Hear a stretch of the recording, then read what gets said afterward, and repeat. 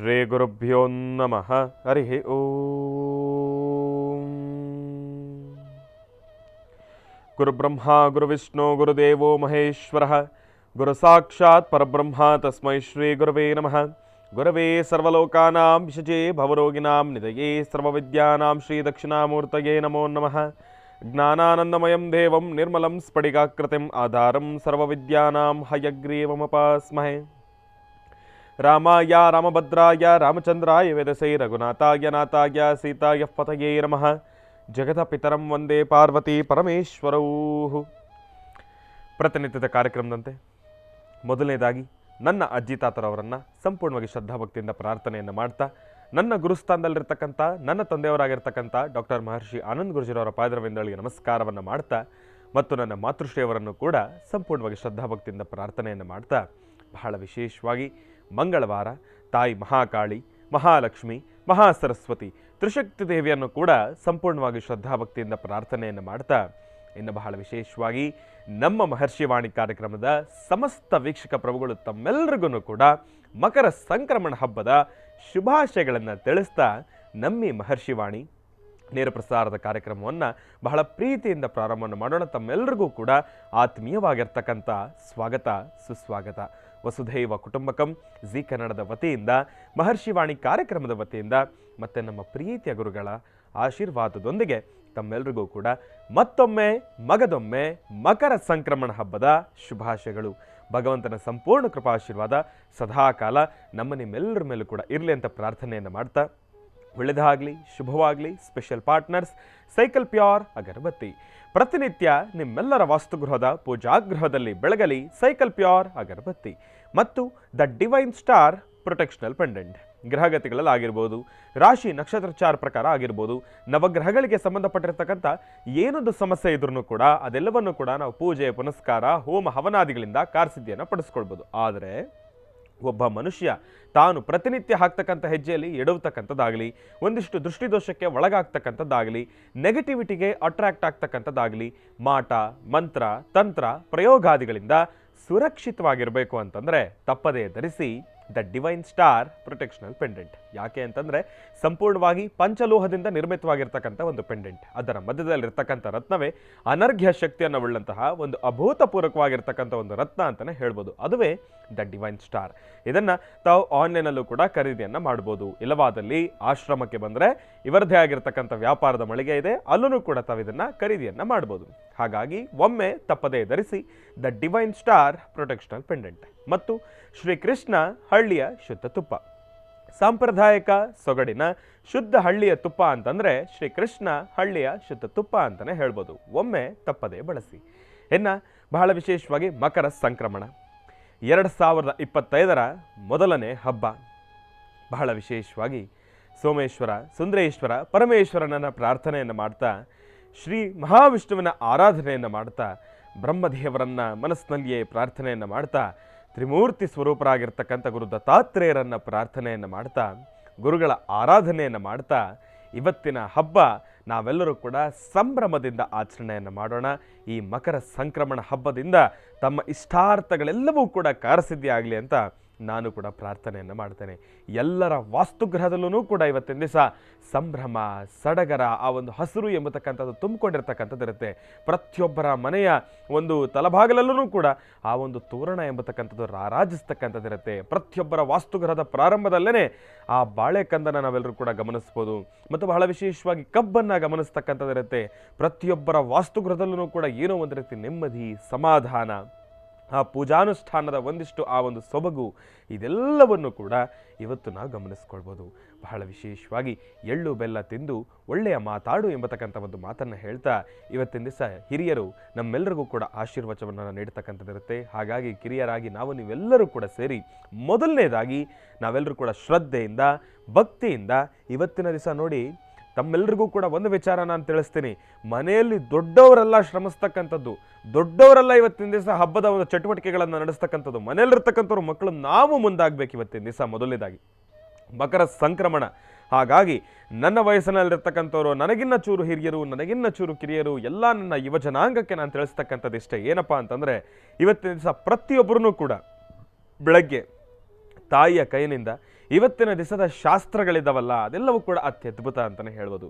ಹಬ್ಬ ಇವತ್ತಿನ ದಿವಸ ಮೊದಲನೇದಾಗಿ ತಾಯಿಯ ಪಾದರವಿಂದಗಳಿಗೆ ನಮಸ್ಕಾರವನ್ನು ಮಾಡಿ ಆ ತಾಯಿಯ ಪ್ರೀತಿ ಮಮತೆಯಿಂದ ಅರಳೆಣ್ಣೆಯನ್ನು ತೆಗೆದುಕೊಂಡು ತಮ್ಮ ತಲೆಗೆ ಹಚ್ಚಿಸ್ಕೊಳ್ತಕ್ಕಂಥದ್ದಾಗಲಿ, ಅದರಿಂದ ಒಂದು ತಲೆಗೆ ತಾಯಿಯ ಕೈಯಿಂದನೇ ಅಭ್ಯಂಜನವನ್ನು ಮಾಡಿಸ್ಕೊಳ್ತಕ್ಕಂಥದ್ದಾಗಲಿ, ಇಲ್ಲ ಅಂತಂದರೆ ತಾಯಿ ಇಲ್ಲ ಅಂತಂದರೆ ಮನೇಲಿ ಅಜ್ಜಿನಾದ್ರೂ ಕೂಡ ಸ್ಟ್ರಿಕ್ಟಾಗಿ ಹರಳೆಣ್ಣೆಯನ್ನು ತಲೆಗೆ ಹಚ್ಚಿ ಮೈ ಕೈಗೆಲ್ಲ ಹಚ್ಚಿ ಅಭ್ಯಂಜನವನ್ನು ಮಾಡಿಸಿ ಸ್ನಾನವನ್ನು ಮಾಡಿಸಿ ಇವತ್ತಿನ ದಿವಸ ಅವ್ರ ಕೈಯಿಂದ ಒಂದಿಷ್ಟು ಜಲವನ್ನು ನಮ್ಮ ಮೇಲೆ ಹಾಕಿಸ್ಕೊಳ್ತಕ್ಕಂಥದ್ದು ಅದು ನಿಜಕ್ಕೂ ಬಹಳ ಪುಣ್ಯದ ಕೆಲಸ ಅಂತಲೇ ಹೇಳ್ಬೋದು.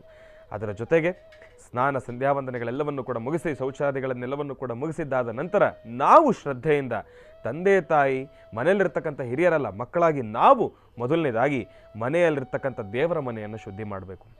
ನಾವು ಮುಂದೆ ನಿಂತು ಮಾಡಬೇಕಾಗಿರ್ತಕ್ಕಂಥ ಕೆಲಸಗಳು ತಂದೆ ತಾಯಿಗೆ ನಾವು ಅಣುವನ್ನು ಮಾಡಿಕೊಡ್ಬೇಕು, ನಮ್ಮ ತಾಯಿಯವರಿಗೆ ನಾವು ಅಣುವನ್ನು ಮಾಡಿಕೊಡ್ಬೇಕು. ಇವತ್ತಿನ ದಿವಸದ ಪೂಜಾನುಷ್ಠಾನದ ಕ್ರಮಕ್ಕೆ ಪ್ರತಿಯೊಂದು ಸಿದ್ಧತೆಗಳನ್ನು ನಾವು ಗಮನಿಸ್ಕೊಳ್ಬೇಕು. ಮನೆಯಲ್ಲಿರ್ತಕ್ಕಂಥವ್ರ ಮಕ್ಕಳು ನಾವು ಮೊದಲನೇದಾಗಿ ಮುಂಚೂಣಿಯಲ್ಲಿ ನಿಂತ್ಕೊಂಡು ತೋರಣವನ್ನು ಕಟ್ಟಬೇಕು, ಬಾಳೆಕಂದನ್ನು ಕಟ್ಟಬೇಕು, ಕಬ್ಬನ್ನು ಕಟ್ಟಬೇಕು. ಇದೆಲ್ಲವೂ ಕೂಡ ಎಂತಹ ಅದ್ಭುತ, ಎಂತಹ ಸಂಭ್ರಮ, ಎಂತಹ ಸಡಗರ.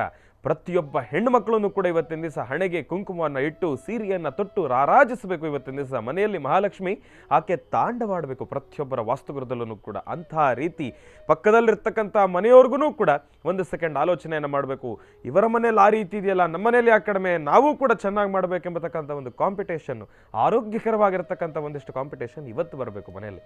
ಹಾಗಾಗಿ ಇಂತಹ ಹಬ್ಬದ ಚಟುವಟಿಕೆಗಳನ್ನು ಎಲ್ಲರ ವಾಸ್ತುಗೃಹದಲ್ಲೂ ಕೂಡ ತಂದುಕೊಳ್ಬೇಕು. ಯಾಕೆ ಅಂತಂದರೆ ಇತ್ತೀಚೆಗೆ ಈ ಒಂದು ಹಬ್ಬದ ಸಂಭ್ರಮ ಸಡಗರವನ್ನು ನಾವೆಲ್ಲೋ ಒಂದು ಕಡೆ ಕಂಡುಕೊಳ್ತಾ ಇದ್ದೀವಿ, ಎಲ್ಲೋ ಒಂದು ಕಡೆ ಕ್ಷೀಣಿಸ್ತಾ ಇರತಕ್ಕಂಥದ್ದಿದೆ.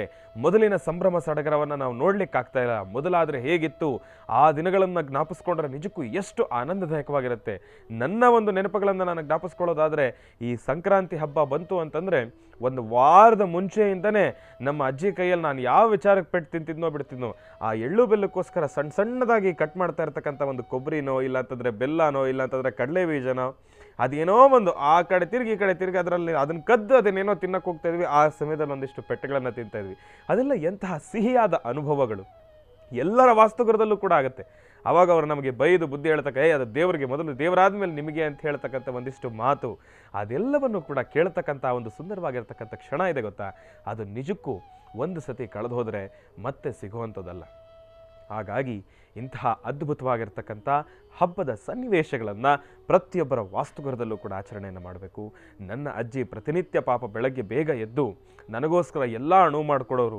ಅದರಲ್ಲೂ ಇಂಥ ಹಬ್ಬದ ಪರ್ವಕಾಲಗಳು ಬಂದರೆ ನಾವು ಎದ್ದೊಳೋದಕ್ಕಿಂತ ಮುಂಚೆನೇ ಹೋಗಿ ಬಿಸಿನೀರನ್ನು ಕಾಯಿಸಿ ನಮ್ಮನ್ನು ಎಪ್ಪಿಸಿ ದೇವರ ಮುಂದೆ ಕೂಡಿಸಿ ದೇವರ ಮನೆ ಮುಂದೆ ಕೂಡಿಸಿ ಒಂದು ಮಣೆ ಹಾಕಿ ನಮ್ಮೆಲ್ಲರೂ ಕೂಡ ಹರಳೆಣ್ಣೆ ಇಟ್ಟು ಕುಂಕುಮ ಇಟ್ಟು ಈಗ ಹೋಗಿ ಸ್ನಾನವನ್ನು ಮಾಡ್ಕೊಂಡು ಬಾ ಅಂಥೇಳಿ ಪಾಪ ನನ್ನ ಜೊತೆ ಬಂದು ನನಗೆ ನೀರು ಹಾಕಿ, ನನಗೆ ಇಷ್ಟು ದೊಡ್ಡ ವಯಸ್ಸಾದ್ರೂ ಕೂಡ ಈ ಹಬ್ಬದ ಪರ್ವಕಾಲಗಳು ಬಂದರೆ ಅವ್ರ ಜೊತೆಯಲ್ಲಿ ಬಂದು ನನಗೆ ಒಂದು ತೊಮ್ಗೆ ನೀರಾದರೂ ಹಾಕಿ ನನಗೆ ಸ್ನಾನವನ್ನು ಮಾಡಿಸಿ ಒಂದು ಆಶೀರ್ವಚನವನ್ನು ಕೊಟ್ಟು ಅದಾದ ಮೇಲೆ ಅವರು ಮತ್ತೊಂದು ಕೆಲಸಕ್ಕೆ ಮುಂತೆರಳ್ತಾ ಇದ್ರು. ಇದೆಲ್ಲವೂ ಕೂಡ ಒಂದು ಸುಂದರವಾಗಿರ್ತಕ್ಕಂಥ ಅನುಭವ. ಪ್ರತಿಯೊಬ್ಬರೂ ಕೂಡ ಇದನ್ನು ಪಾಲಿಸಬೇಕು. ಯಾರ ವಾಸ್ತುಗೃಹ ಆದ್ರೂ ಕೂಡ ಹಿರಿಯರಿಗೆ ಒಂದು ಗೌರವವನ್ನು ಸಲ್ಲಿಸಬೇಕು ಇವತ್ತಿನ ದಿವಸ. ಇದೆಲ್ಲವೂ ಕೂಡ ಹಬ್ಬದ ಸುಂದರವಾಗಿರ್ತಕ್ಕಂಥ ಒಂದಿಷ್ಟು ಕ್ಷಣಗಳು. ಇದನ್ನು ಪ್ರತಿಯೊಬ್ಬರು ಕೂಡ ಆಚರಣೆಯನ್ನು ಮಾಡಿ ಮತ್ತೊಮ್ಮೆ ಮಗದೊಮ್ಮೆ ಮಕರ ಸಂಕ್ರಮಣ ಹಬ್ಬದ ಶುಭಾಶಯಗಳನ್ನು ನಾನು ತಮ್ಮೆಲ್ಲರಿಗೂ ಕೂಡ ತಿಳಿಸ್ತಾ ಇದ್ದೇನೆ. ಒಳ್ಳೆಯದಾಗಲಿ, ಶುಭವಾಗಲಿ. ಇನ್ನು ಬಹಳ ವಿಶೇಷವಾಗಿ ಇಂದಿನ ಭಾಗದಲ್ಲಿ ಅಜ್ಜಿ, ತಾತ, ತಂದೆ, ತಾಯಿ ಇವರೆಲ್ಲರ ಜೊತೆ ಸೇರಿ ಸಂಭ್ರಮದಿಂದ ಆಚರಣೆಯನ್ನು ಮಾಡಬೇಕು ಹಬ್ಬಗಳನ್ನು ಅಂತ ನಾನು ತಮ್ಮೆಲ್ಲರಿಗೂ ಕೂಡ ತಿಳಿಸ್ತಾ ಇದ್ದೆ. ಅಭ್ಯಂಜನದ ಬಗ್ಗೆ ತಿಳಿಸಿದೆ. ಅಭ್ಯಂಜನ ಅಂತ ಬಂದರೆ ಅದು ಪ್ರಮುಖವಾಗಿ ನಮಗೆ ಯುಗಾದಿ ಸಮಯದಲ್ಲಿ ನೀರು ತುಂಬುವ ಒಂದು ಹಬ್ಬ ಎಂಬತಕ್ಕಂಥದ್ದಾಗಲಿ, ಆ ಸಮಯದಲ್ಲಿ ನೀರನ್ನು ತುಂಬಿ ಅದರಲ್ಲಿ ಸಪ್ತನದಿಗಳ ಆವಾಹನೆಯನ್ನು ಮಾಡಿ ಅದಾದ ಮೇಲೆ ಮರುದಿನ ಅದೆಲ್ಲವನ್ನೂ ಕೂಡ ನಾವು ಸ್ನಾನವನ್ನು ಮಾಡ್ತಕ್ಕಂಥದ್ದಾಗಲಿ ಅಭ್ಯಂಜನಕ್ಕೆ ಬಹಳ ಶ್ರೇಷ್ಠ ಅದು ಅಂತ ಹೇಳ್ತಾರೆ. ಬಟ್ ಆದ್ರೂ ಕೂಡ ಹಬ್ಬ ಹರಿದಿನಗಳು ಅಂತ ಬಂದಾಗ ಮನೆಯಲ್ಲಿರ್ತಕ್ಕಂಥ ಹಿರಿಯರು ಸಾಧಾರಣವಾಗಿ ಮಕ್ಕಳೆಲ್ಲರನ್ನು ಕೂಡಿಸಿ ಒಂದು ಆಶೀರ್ವಚನವನ್ನು ನೀಡಿ ನಿನ್ನ ಶ್ರೇಯಸ್ಸಿಗಾಗಿ ನಿನ್ನ ಒಳಿತಿಗಾಗಿ ಭಗವಂತನ ಅನುಗ್ರಹ ಇರಲಿ ಅಂಥೇಳಿ ಒಂದು ಆಶೀರ್ವಾದವನ್ನು ಮಾಡಿ ನಮ್ಮೆಲ್ಲರಿಗೂ ಕೂಡ ಎಣ್ಣೆಯನ್ನು ಹಚ್ಚಿ ಸ್ನಾನವನ್ನು ಮಾಡಿಸ್ತಕ್ಕಂಥದ್ದಿರುತ್ತೆ. ಅದೆಲ್ಲವನ್ನು ಕೂಡ ನೆನಪಿಸ್ಕೊಳ್ತಾ ನಾವು ಇನ್ನು ಮುಂದಕ್ಕೂ ಕೂಡ ನಮ್ಮ ಮನೆಯಲ್ಲಿರ್ತಕ್ಕಂಥ ಅಜ್ಜಿ ತಾತಂದರ ಬಗ್ಗೆ ಒಂದು ಗೌರವವನ್ನು ಕೊಡ್ತಾ ಮಕ್ಕಳಾಗಿ ನಾವು ಅವರೆಲ್ಲವನ್ನು ಕೂಡ ನೋಡಿಕೊಳ್ತಾ ಈ ಒಂದು ಹಬ್ಬವನ್ನು ಸಂಭ್ರಮದಿಂದ ಆಚರಣೆಯನ್ನು ಮಾಡೋಣ ಎಂಬತಕ್ಕಂಥ ಮಾತನ್ನು ಹೇಳ್ತಾ ಒಳ್ಳೆಯದಾಗಲಿ, ಶುಭವಾಗಲಿ. ಇನ್ನು ಈಗ ಮಕರ ಸಂಕ್ರಾಂತಿಯ ವಿಶೇಷವಾಗಿರ್ತಕ್ಕಂಥ ಶುಭಾಶಯಗಳನ್ನು ನಮ್ಮ ಮಹರ್ಷಿವಾಣಿ ಕಾರ್ಯಕ್ರಮದ ಮುಖ್ಯ ಕೇಂದ್ರ ಬಿಂದುವಾಗಿರ್ತಕ್ಕಂಥ ನಮ್ಮ ಪ್ರೀತಿಯ ಗುರುಗಳಿಗೆ ನಾವು ತಿಳಿಸಲೇಬೇಕಲ್ವಾ.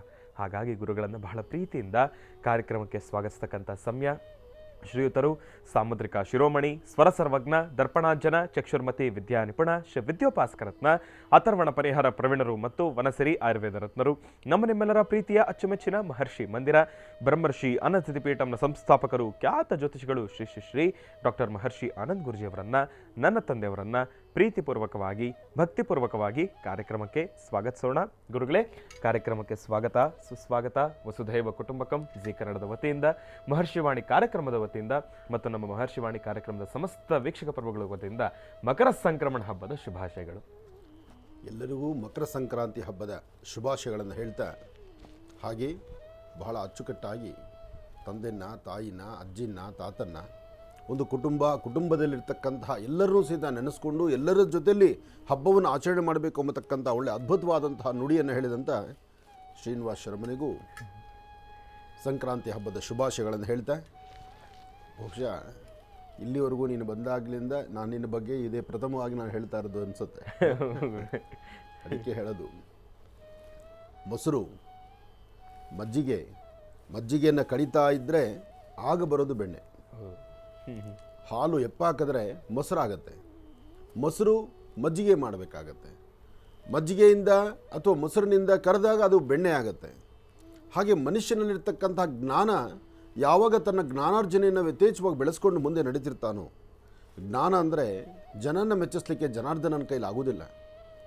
ಆಡುವ ಪ್ರತಿ ಮಾತಲ್ಲೂ ತಪ್ಪನ್ನು ಹುಡುಕುವಂಥವ್ರು ಸಾಕಷ್ಟು ಜನ ಇರ್ತಾರೆ, ಅದನ್ನು ಹೊಗಳುವಂಥವ್ರು ಇರ್ತಾರೆ, ಪೂಜ್ಯ ಭಾವನೆಯಲ್ಲಿ ನೋಡುವಂಥವ್ರು ಇರ್ತಾರೆ, ಪ್ರೀತಿ ವಿಶ್ವಾಸದಲ್ಲಿ ಹಂಚ್ಕೊಳ್ಳೋರು ಇರ್ತಾರೆ.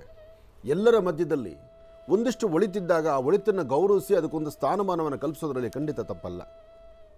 ಹಾಗಾಗಿ ಶ್ರೀನಿವಾಸನ ನಡೆಗೆ ಸಂಕ್ರಾಂತಿ ಹಬ್ಬದ ಶುಭಾಶಯಗಳನ್ನು ಆತನಿಗೂ ಹೇಳ್ತಾ, ಇನ್ನು ವೀಕ್ಷಕ ಪ್ರಭುಗಳು ತಾವೆಲ್ಲರೂ ಸಹಿತ ಸಂಕ್ರಾಂತಿ ಹಬ್ಬವನ್ನು ಸಡಗರ ಸಂಭ್ರಮದಿಂದ ಆಚರಣೆ ಮಾಡ್ತಾ ಇದ್ದೀರಿ. ನೋಡಿ, ನಿನ್ನೆಯಿಂದ ಪ್ರಕೃತಿಯ ಬದಲಾವಣೆಗಳು ಸಾಕಷ್ಟು ಆಗ್ತಾ ಇದೆ. ನಿನ್ನೆಯಿಂದ ಪ್ರಕೃತಿ ಬದಲಾವಣೆ ಇದೆ. 144 ವರ್ಷಕ್ಕೆ ಒಂದಾವರ್ತಿ ಬಂದಿರತಕ್ಕಂಥ ಮಹಾಕುಂಭಮೇಳ ನಡೀತಾ ಇದೆ. ಜೊತೆಗೆ ವಿಶೇಷವಾಗಿರ್ತಕ್ಕಂಥ ಪ್ರಕೃತಿ ದತ್ತವಾಗಿ ಎಲ್ಲರಿಗೂ ಸಹಿತ ಅನುಗ್ರಹವನ್ನು ದಯಪಾಲಿಸ್ತಕ್ಕಂಥ ಭಗವಂತ ತ್ರಿಮೂರ್ತಿಗಳು ಅಂದರೆ ಬ್ರಹ್ಮ ವಿಷ್ಣು ಮಹೇಶ್ವರರ ಅನುಗ್ರಹ ಪಡೆಯುವಂಥ ಅದ್ಭುತವಾದಂತಹ ಕಾಲ. ಬಹುಶಃ ಈ ಸಂಕ್ರಮಣ ಇದೆಯಲ್ಲ, ಈ ಮಕರ ಸಂಕ್ರಾಂತಿ, ಧನುರಾಶಿಯಿಂದ ಮಕರ ರಾಶಿಗೆ ಸೂರ್ಯ ಪ್ರವೇಶ ಮಾಡುವಂಥ ಕಾಲ, ದಕ್ಷಿಣಾಯನವನ್ನು ಮುಗಿಸ್ಕೊಂಡು ಉತ್ತರಾಯಣಕ್ಕೆ ಕಾಲಿಡುವಂಥ ಕಾಲ. ಇವತ್ತು ಉತ್ತರಾಯಣ ಮಧ್ಯಾಹ್ನ 2:30 ನಂತರ ಉತ್ತರಾಯಣ ಇರುತ್ತೆ. ಯಾರು ಪಿತೃದೇವತೆಗಳಿಗೆ, ನಿಮ್ಮನ್ನು ಅಗಲಿರ್ತಕ್ಕಂತಹ ಪಿತೃದೇವತೆಗಳಿಗೆ ಸದ್ಗತಿಯನ್ನು ಕೊಡಲಿಕ್ಕೆ, ಉತ್ತರಾಯಣ ಪುಣ್ಯಕಾಲದ ತರ್ಪಣವನ್ನು ಕೊಡಲಿಕ್ಕೆ ಮಧ್ಯಾಹ್ನ 2:30 ನಂತರ ನೀವು ಈ ಕಾಯಕವನ್ನು ಮಾಡಬೇಕು. ಇದು ಶಾಸ್ತ್ರ. ಇನ್ನು ಯಾರೆಲ್ಲ ಪುಣ್ಯಾತುಬರು ಆ ಒಂದು ವಿಶೇಷವಾಗಿರ್ತಕ್ಕಂಥ ಮಹಾಕುಂಭಕ್ಕೆ ಹೊರಟಿದ್ದೀರಿ, ಕುಂಭಮೇಳದಲ್ಲಿ ಸ್ನಾನ ಮಾಡಲಿಕ್ಕೆ ಆ ಸ್ನಾನಕ್ಕಾಗಿ ಹೊರಟಿದ್ದೀರಿ, ನಿನ್ನೆ ಮತ್ತು ಇವತ್ತು ಸ್ನಾನವನ್ನು ಆಚರಣೆ ಮಾಡಿದ್ದೀರಿ, ಅಲ್ಲಿ ನಿಂತು ಆ ಸುಂದರವಾದಂಥ ದೃಶ್ಯಗಳನ್ನು ಕಣ್ತುಂಬಿಸ್ಕೊಳ್ತಾ ಇದ್ದೀರಿ, ಅಥವಾ ನಿಮ್ಮ ಮನೆಯಲ್ಲಿ ನಿಮ್ಮ ಕುಟುಂಬಗಳಿಂದ ಹೊರಟಿದ್ದಾರೆ, ಭಾಗ್ಯವಂತರಿದ್ದೀರಿ, ನೀವು ಪುಣ್ಯವಂತರಿದ್ದೀರಿ. ಮನುಷ್ಯ ಹುಟ್ಟು ಸಾವಿನ ಮಧ್ಯದಲ್ಲಿ ಇಂತಹ ಅದ್ಭುತವಾದಂತಹ ಒಂದಷ್ಟು ಕ್ಷಣಗಳಿದೆಯಲ್ಲ, ಅದನ್ನು ಕಣ್ಗಳಲ್ಲಿ ನೋಡೋದಾಗಲಿ ಅಥವಾ ಅದನ್ನು ಕಿವಿಯಲ್ಲಿ ಕೇಳೋದಾಗಲಿ ಅಥವಾ ಸಾಧ್ಯವಾದರೆ ನಾವೇ ಸ್ವತಃ ಅಲ್ಲಿ ಹೊರಡೋದಾಗಲಿ, ಇದು ಪುಣ್ಯದ ಕಾಯಕ ಅಂತ ಹೇಳ್ತಾರೆ. ಇನ್ನು ಪಕ್ಕದಲ್ಲಿರ್ತಕ್ಕಂಥ ಶ್ರೀರಂಗಮಲ್ಲಿ 24 ದಿನಗಳು ವೈಕುಂಠ ದ್ವಾರವನ್ನು ತೆಗಿತಾರೆ. 24 ದಿನಗಳು ವೈಕುಂಠ ದ್ವಾರವನ್ನು ತೆಗಿತಕ್ಕಂಥ ಪರಮ ಪವಿತ್ರವಾಗಿರುವ ಶ್ರೀರಂಗಂ. ರಂಗನಾಥ ಗೋದಾದೇವಿ ಜನನವಾಗುವುದು ಒಬ್ಬ ಋತ್ವಿಜನ ಮನೆಯಲ್ಲಿ, ಅಂದರೆ ಒಬ್ಬ ಬ್ರಾಹ್ಮಣೋತ್ತಮನ ಮನೆಯಲ್ಲಿ ಜನನವಾದಂತಹ ಗೋದಾದೇವಿ ಕಾಲಕ್ರಮೇಣ ಮಹಾವಿಷ್ಣು ಸ್ವಪ್ನದಲ್ಲಿ ಕಾಣಿಸ್ಕೊಂಡು ನಾನು ನಿನ್ನ ವಿವಾಹ ಆಗ್ತಾ ಇದ್ದೇನೆ ಅಂತ ಹೇಳ್ತಾರಂತೆ. ಅದನ್ನು ಆ ಸ್ವಪ್ನದಲ್ಲಿ ಕಂಡದ್ದನ್ನು ಆ ಒಂದು ಗೋದಾದೇವಿ ತನ್ನ ತಂದೆ ಹೇಳ್ತಾಳೆ. ತಂದೆಗೆ ಹೇಳಿದಾಗ ತಂದೆ ತನ್ನ ಮಗಳ ಕೈ ಹಿಡಿದು ಶ್ರೀರಂಗಂ ಕಡೆ ನಡೀತಾರೆ. ಶ್ರೀರಂಗಂನಲ್ಲಿ ಆ ರಂಗನಾಥ ಸ್ವಾಮಿ, ಶ್ರೀರಂಗಮಲ್ಲಿರ್ತಕ್ಕಂಥ ರಂಗನಾಥ, ಮಲಗಿರುವ ರಂಗನಾಥ, ಆತನ ಪಾದವನ್ನು ಮುಟ್ಟಿ ನಮಸ್ಕಾರ ಮಾಡಬೇಕು ಅಂತ ಅಷ್ಟು ಜನಗಳ ಸಭೆಯಲ್ಲಿರುವಾಗ ಎಲ್ಲರ ಸಮ್ಮುಖದಲ್ಲಿ ಗೋದಾದೇವಿ ಗರ್ಭಗುಡಿಯತ್ತ ಪ್ರವೇಶ ಮಾಡಿ ರಂಗನಾಥನ ಪಾದವನ್ನು ಮುಟ್ಟಿ ನಮಸ್ಕಾರ ಮಾಡುವ ಕಾಲ ಅದೃಶ್ಯಳಾಗ್ತಾಳೆ. ಆಗ ಭಗವಂತನಲ್ಲಿ ಲೀನಲಾಗ್ತಾಳೆ, ಭಗವಂತನೇ ಸೇರ್ತಾಳೆ. ಅದರಿಂದ ಆ ಪರಮ ಪವಿತ್ರವಾಗಿರ್ತಕ್ಕಂಥ ಪುಣ್ಯಕ್ಷೇತ್ರ ವೈಕುಂಠ ದ್ವಾರವನ್ನು, ಅಂದರೆ ವೈಕುಂಠ ದ್ವಾರವನ್ನು, ಉತ್ತರ ದ್ವಾರವನ್ನು, ಸ್ವರ್ಗದ ಬಾಗಲನ್ನ 24 ದಿನಗಳ ಕಾಲ ಎಲ್ಲರಿಗೂ ಸಹಿತ ದರ್ಶನ ಆಗಲಿ ಎಂಬತಕ್ಕಂಥ ಚಿಂತನೆಯಿಂದ ಶ್ರೀರಂಗಮಲ್ಲಿ 24 ದಿನಗಳು ವೈಕುಂಠ ದ್ವಾರವನ್ನು ತೆಗಿತಾರೆ. ಹರಿಹರ ಪುತ್ರ ಅಯ್ಯಪ್ಪ ಸ್ವಾಮಿ, ಶಬರಿಮಲೈ ಸ್ವಾಮಿ ಅಯ್ಯಪ್ಪ ಸ್ವಾಮಿಯ ವಿಶೇಷವಾಗಿರ್ತಕ್ಕಂಥ ದರ್ಶನ ಭಾಗ್ಯ. ಶಬರಿಮಲೆ ಅಯ್ಯಪ್ಪ ಸ್ವಾಮಿ ವಿಶೇಷವಾಗಿರ್ತಕ್ಕಂಥ, ಅದರಲ್ಲೂ ಇವತ್ತು ಶಬರಿಮಲೆಗೆ ಯಾರೆಲ್ಲ ಇವತ್ತಿನ ದರ್ಶನಕ್ಕೆ ಹೊರಟಿದ್ದೀರಿ, ಪಂದಳ ರಾಜ, ಪಂದಳ ಕುವರ, ಹರಿಹರ ಪುತ್ರ, ಹರಿಹರ ಪುತ್ರನಾಗಿ, ಪಂದಳ ರಾಜನಾಗಿ, ಪಂದಳ ಕುವರನಾಗಿ, ಪಂಪೆಯಲ್ಲಿ ಬಾಲಕನಾಗಿ ವಿಶೇಷವಾಗಿರ್ತಕ್ಕಂಥ ಶರಂಗುತ್ತಿ ಮತ್ತು ಶಬರಿಮಲೆ, ಪಂಪ ಇದೆಲ್ಲರ ಮೂಲ ಸಾನ್ನಿಧ್ಯಗಳು. ಇವತ್ತು ನಡೀತಕ್ಕಂತಹ ಉತ್ಸವ, ರಾಜ ತನ್ನ ಸುಪುತ್ರನಿಗೆ, ಅಂದರೆ ಹರಿಹರ ಪುತ್ರ ಅಯ್ಯಪ್ಪ ಸ್ವಾಮಿಗೆ ತಾನು ಮಾಡಿಸಿಟ್ಟಿರ್ತಕ್ಕಂತಹ ಒಡವೆಗಳನ್ನು ಪಂದಳದಿಂದ ಅಲ್ಲಿಂದ ಹೊರಟು ಇವತ್ತು ಶಬರಿಮಲೆಯತ್ತ ಸೇರಿಕೊಳ್ಳುತ್ತೆ. ಶಬರಿಮಲೆಯತ್ತ ಸೇರಿದ ನಂತರ ಸ್ವಾಮಿಗೆ ಶುಭ ಸಂಧ್ಯಾಕಾಲ, ಸಾಯಂ ಸಂಧ್ಯಾ ಗೋಧೂಳಿ ಲಗ್ನದಲ್ಲಿ ಎಲ್ಲ ಒಡವೆಗಳನ್ನು ಭಗವಂತನಿಗೆ ಅರ್ಪಣೆ ಮಾಡಿ ಅಲಂಕಾರ ಮಾಡ್ತಾರೆ. ಆ ಒಡವೆಗಳನ್ನು ತರಬೇಕಾದರೆ ಅದಕ್ಕೆ ಇವತ್ತಿಗೂ ಸಹಿತ ಒಂದು ಗರುಡ ಪಕ್ಷಿ ಎಲ್ಲಿಂದ ಹೊರಡುತ್ತೋ ಬಂದು ಸೇರುವ ಕಡೆಯ ಆ ಸಾನ್ನಿಧ್ಯದವರೆಗೂ ಆ ಗರುಡ ಪಕ್ಷಿ ಹಿಂದಲೇ ಹಿಂಬಾಲಿಸ್ತಾ ಇರುತ್ತೆ. ಗರುಡ ಪಕ್ಷಿ ದೇವಾಲಯಕ್ಕೆ 3 ಪ್ರದಕ್ಷಿಣೆ ಮಾಡಿದ ನಂತರ ನೀವು ಆಕಾಶದಲ್ಲಿ ತಲೆ ಎತ್ತಿ ನೋಡಿದಾಗ ಒಂದು ಬೆಳ್ಳಿಯ ನಕ್ಷತ್ರ ಕಂಗಳಿಸ್ತಕ್ಕಂಥದ್ದು, ಆ ನಕ್ಷತ್ರವನ್ನು ದರ್ಶನ ಮಾಡತಕ್ಕಂಥದ್ದು ಇವತ್ತಿಗೂ ಪದ್ಧತಿ ಇದೆ. ಅದಾದ ನಂತರ ಇಲ್ಲಿ ಸ್ವಾಮಿಗೆ ನಡೆಯುವಂಥ ಮಹಾಮಂಗಳಾರತಿ, 18 ಮೆಟ್ಲುಗಳಿಗೆ ಕರ್ಪೂರವನ್ನು ಹಚ್ಚಿ, ದೀಪವನ್ನು ಹಚ್ಚಿ, ವಿಶೇಷವಾಗಿ ಪಡಿಪೂಜೆ ಆದ ನಂತರ ಗರ್ಭಗುಡಿಯಲ್ಲಿ ವಿರಾಜಮಾನನಾಗಿ ಹರಿಹರ ಪುತ್ರ ಅಯ್ಯಪ್ಪ ಸ್ವಾಮಿಗೆ ನಡೆದಂತಹ ಆ ಫಲಪಂಚಾಮೃತ ಅಭಿಷೇಕ, ಅಲಂಕಾರ, ಜೊತೆಗೆ ತನ್ನ ತಂದೆ ರಾಜ ತಾನು ಮಾಡಿಸಿಕೊಟ್ಟಂತಹ ವಿಶೇಷವಾದಂತಹ ಆಭರಣಗಳನ್ನು ಅಲಂಕಾರ ಮಾಡಿದ ಮೇಲೆ ಆಗ ಕಾಣತಕ್ಕಂಥದ್ದೇ ಮಕರ ಜ್ಯೋತಿ. ಸ್ವಾಮಿಯೇ ಶರಣಮಯ್ಯಪ್ಪ, ಸ್ವಾಮಿಯೇ ಶರಣಮಯ್ಯಪ್ಪ, ಸ್ವಾಮಿಯೇ ಶರಣಮಯ್ಯಪ್ಪ. ಶಬರಿಮಲೆಯಲ್ಲಿರ್ತಕ್ಕಂಥ ಲಕ್ಷಾಂತರ ಜನ ಏಕಕಾಲದಲ್ಲಿ ಎಲ್ಲರ ಕೂಗು, ಎಲ್ಲರ ಅಭಿಮತ, ಎಲ್ಲರೂ ಸಹಿತ ಭಕ್ತಿಯಿಂದ ಕಣ್ಗಳಲ್ಲಿ ನೀರು ತುಂಬಿಸ್ಕೊಂಡು ಸ್ವಾಮಿಯೇ ಶರಣಮಯ್ಯಪ್ಪ, ಸ್ವಾಮಿಯೇ ಶರಣಮಯ್ಯಪ್ಪ, ಸ್ವಾಮಿಯೇ ಶರಣಮಯ್ಯಪ್ಪ. ಹರಿಹರ ಪುತ್ರ ಅಯ್ಯಪ್ಪ ನೋಡಿ, ಯಾರೋ ಭಗವಂತ ಯಾವುದೋ ಮುಖಾಂತರ ಕೈಲಾಗದಿದ್ದವ್ರಿಗೋ, ಕೈಲಾಗೋವರೆಗೋ, ಅಥವಾ ಅವರ ಅದೃಷ್ಟವೋ ಈ ಒಂದು ಚಿಕ್ಕದಾದಂಥ ರೀತಿ ಅಯ್ಯಪ್ಪನ ಮೂಲ ಸಾನ್ನಿಧ್ಯವನ್ನು ದರ್ಶನಕ್ಕೆ ದಾರಿ ಮಾಡಿಕೊಟ್ಬಿಟ್ಟಿದ್ದಾರೆ. ನೋಡಿ, ಈಗ ತಾವು ನೋಡ್ತಿರ್ತಕ್ಕಂಥದ್ದು ಗರ್ಭಗುಡಿಯ ಆ ವಿಶೇಷವಾಗಿ ಹರಿಹರ ಪುತ್ರ ಅಯ್ಯಪ್ಪ ಸ್ವಾಮಿಯ ದರ್ಶನ. ಇದು ಸರಿಯೋ ತಪ್ಪೋ, ಆದರೆ ಇದು ಎಲ್ಲರ ಕಣ್ಗೂ ಕಾಣುವಂಥದ್ದಾಯಿತು. ಆದರೆ ಯಾವ ವ್ಯಕ್ತಿ ಇದನ್ನು ಮಾಡಿಟ್ಟಿದ್ದಾನೋ, ಆದರೆ ಗರ್ಭಗುಡಿಯಲ್ಲಿ ವಿರಾಜಮಾನನಾಗಿ ಕೂತಿರುವಂಥ ಹರಿಹರ ಪುತ್ರ ಅಯ್ಯಪ್ಪ ಸ್ವಾಮಿಯನ್ನು ಯಾರು ಅಲ್ಲಿ ಹೋಗಿ ನೋಡಲಿಕ್ಕಾಗದಿರತಕ್ಕಂಥ ಎಷ್ಟೋ ಜನ ವಯಸ್ಸಾಗಿರ್ತಕ್ಕಂಥ ಹಿರಿಯರಿದ್ದಾರೆ, ಅಂಗವಿಕಲರಿದ್ದಾರೆ, ಅವರೆಲ್ಲರೂ ಒಮ್ಮೆ ದರ್ಶನವನ್ನು ಮಾಡಿಕೊಳ್ಳಿ. ಸ್ವಾಮಿಯೇ ಶರಣಮಯ್ಯಪ್ಪ, ಸ್ವಾಮಿಯೇ ಶರಣಮಯ್ಯಪ್ಪ, ಸ್ವಾಮಿಯೇ ಶರಣಮಯ್ಯಪ್ಪ. ಹರಿಹರ ಪುತ್ರ ಅಯ್ಯಪ್ಪ ಸ್ವಾಮಿಯನ್ನು ದರ್ಶನ ಮಾಡುವಂಥ ಸೌಭಾಗ್ಯ ಇವತ್ತು ನಮ್ಮ ಮಹರ್ಷಿವಾಣಿ ಕಾರ್ಯಕ್ರಮದಲ್ಲಿ ತಮ್ಮೆಲ್ಲರಿಗೂ ಸಿಕ್ಕಿದೆ. ಮಕರ ಸಂಕ್ರಾಂತಿಯ ಶುಭಾಶಯಗಳನ್ನು ಮತ್ತೊಮ್ಮೆ ಹೇಳ್ತಾ, ಇನ್ನಷ್ಟು ವಿಚಾರಗಳಿದೆ, ಹೇಳೋಷ್ಟು ಇನ್ನಷ್ಟು ಅನ್ನೋ ಥರ ಇದೆ. ಇದೆಲ್ಲದರ ಜೊತೆಗೆ ಒಂದು ಅದ್ಭುತವಾದಂತಹ ಕಳೆದ 1 ವರ್ಷದ ಹಿಂದೆ ನಡೆದಂತಹ ಒಂದು ವಿಶೇಷವಾಗಿರ್ತಕ್ಕಂಥ ನಮ್ಮ ಭಾರತೀಯ ಹಿಂದೂ ಸನಾತನ ಧರ್ಮದ ಎಷ್ಟೋ ಧರ್ಮದಲ್ಲಿರ್ತಕ್ಕಂಥ ಎಷ್ಟೋ ಹಿಂದೂಗಳಿಗೆ ಒಂದು ವಿಶೇಷವಾಗಿರ್ತಕ್ಕಂಥ ಒಂದು ಕನಸು ನನಸಾದಂಥ ಕಾಲ ಇದೆ. ಅದೇನು ಎಂಬತಕ್ಕಂಥದ್ದನ್ನು ನಾವು ತಿಳ್ಕೊಳ್ಳೋಣ. ಕೂತ್ಕೊಳ್ಳಿ. ಇನ್ನು ಬಹಳ ವಿಶೇಷವಾಗಿ ನೋಡಿ, ಇವತ್ತಿನ ದಿನ ಮಕರ ಸಂಕ್ರಮಣ ಹಬ್ಬ, ನಮ್ಮ ಪೂರ್ವಜನ್ಮದ ಪುಣ್ಯ ಅಂತಲೇ ಹೇಳ್ಬೋದು. ಇವತ್ತಿನ ದಿವಸ ಅಯೋಧ್ಯ ಪ್ರಭು ಶ್ರೀ ರಾಮಚಂದ್ರನ ದರ್ಶನವನ್ನು ಬಹಳ ವಿಶೇಷವಾಗಿ ನೀವೆಲ್ಲರೂ ಕೂಡ ಸೇರಿ ಮಾಡಿರ್ತಕ್ಕಂಥದ್ದಿದೆ. ಹಾಗಾಗಿ ಶ್ರೀ ರಾಮಚಂದ್ರನ ಸಂಪೂರ್ಣ ಕೃಪಾಶೀರ್ವಾದ ನಿಮ್ಮೆಲ್ಲರ ಮೇಲೂ ಕೂಡ ಇರಲಿ ಅಂತ ನಾನು ಕೂಡ ಪ್ರಾರ್ಥನೆಯನ್ನು ಮಾಡ್ತಾ, ಇನ್ನು ಈಗ ಇವತ್ತಿನ ದಿನದ ವಿಶೇಷತೆ, ಪಂಚಾಂಗ ಶ್ರವಣ ಅದೆಲ್ಲವನ್ನೂ ಕೂಡ ತಿಳ್ಕೊಳ್ಬೇಕಲ್ವ. ಹಾಗಾಗಿ ಈಗ ಪ್ರಾರಂಭವನ್ನು ಮಾಡೋಣ ದಿನ ವಿಶೇಷ.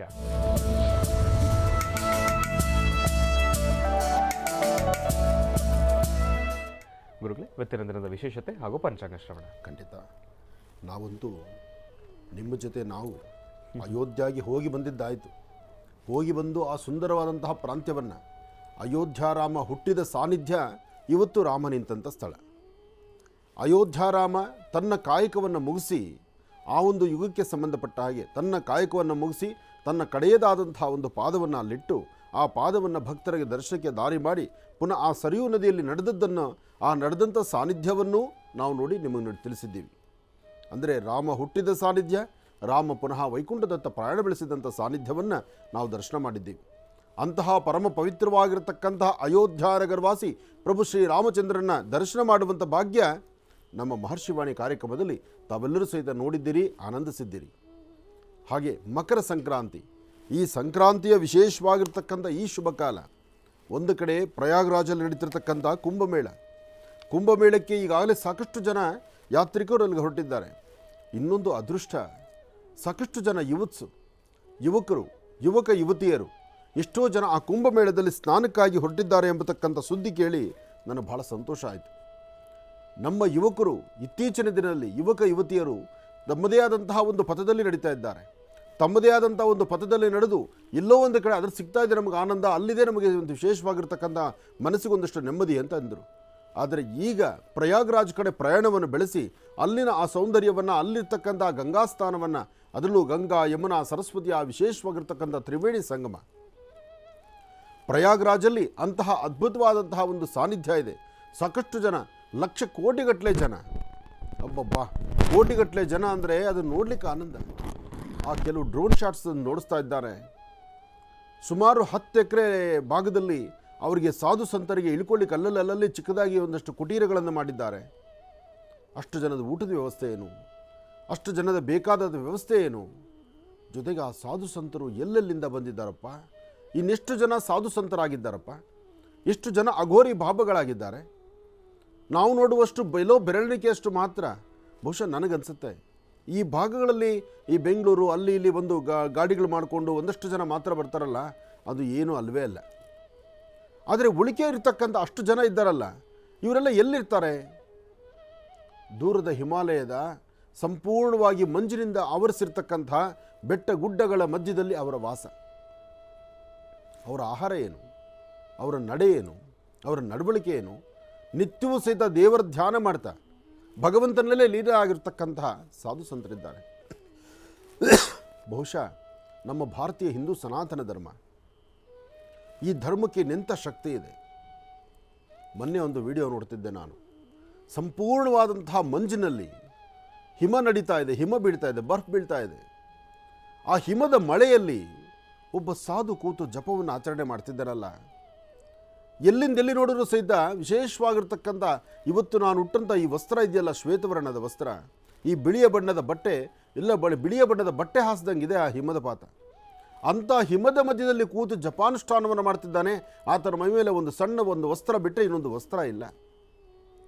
ಹತ್ತತ್ರ ಆ ಕುತ್ತಿಗೆ ಎದೆವರೆಗೂ ಐಸು ತುಂಬಿಕೊಂಡ್ಬಿಟ್ಟಿದೆ.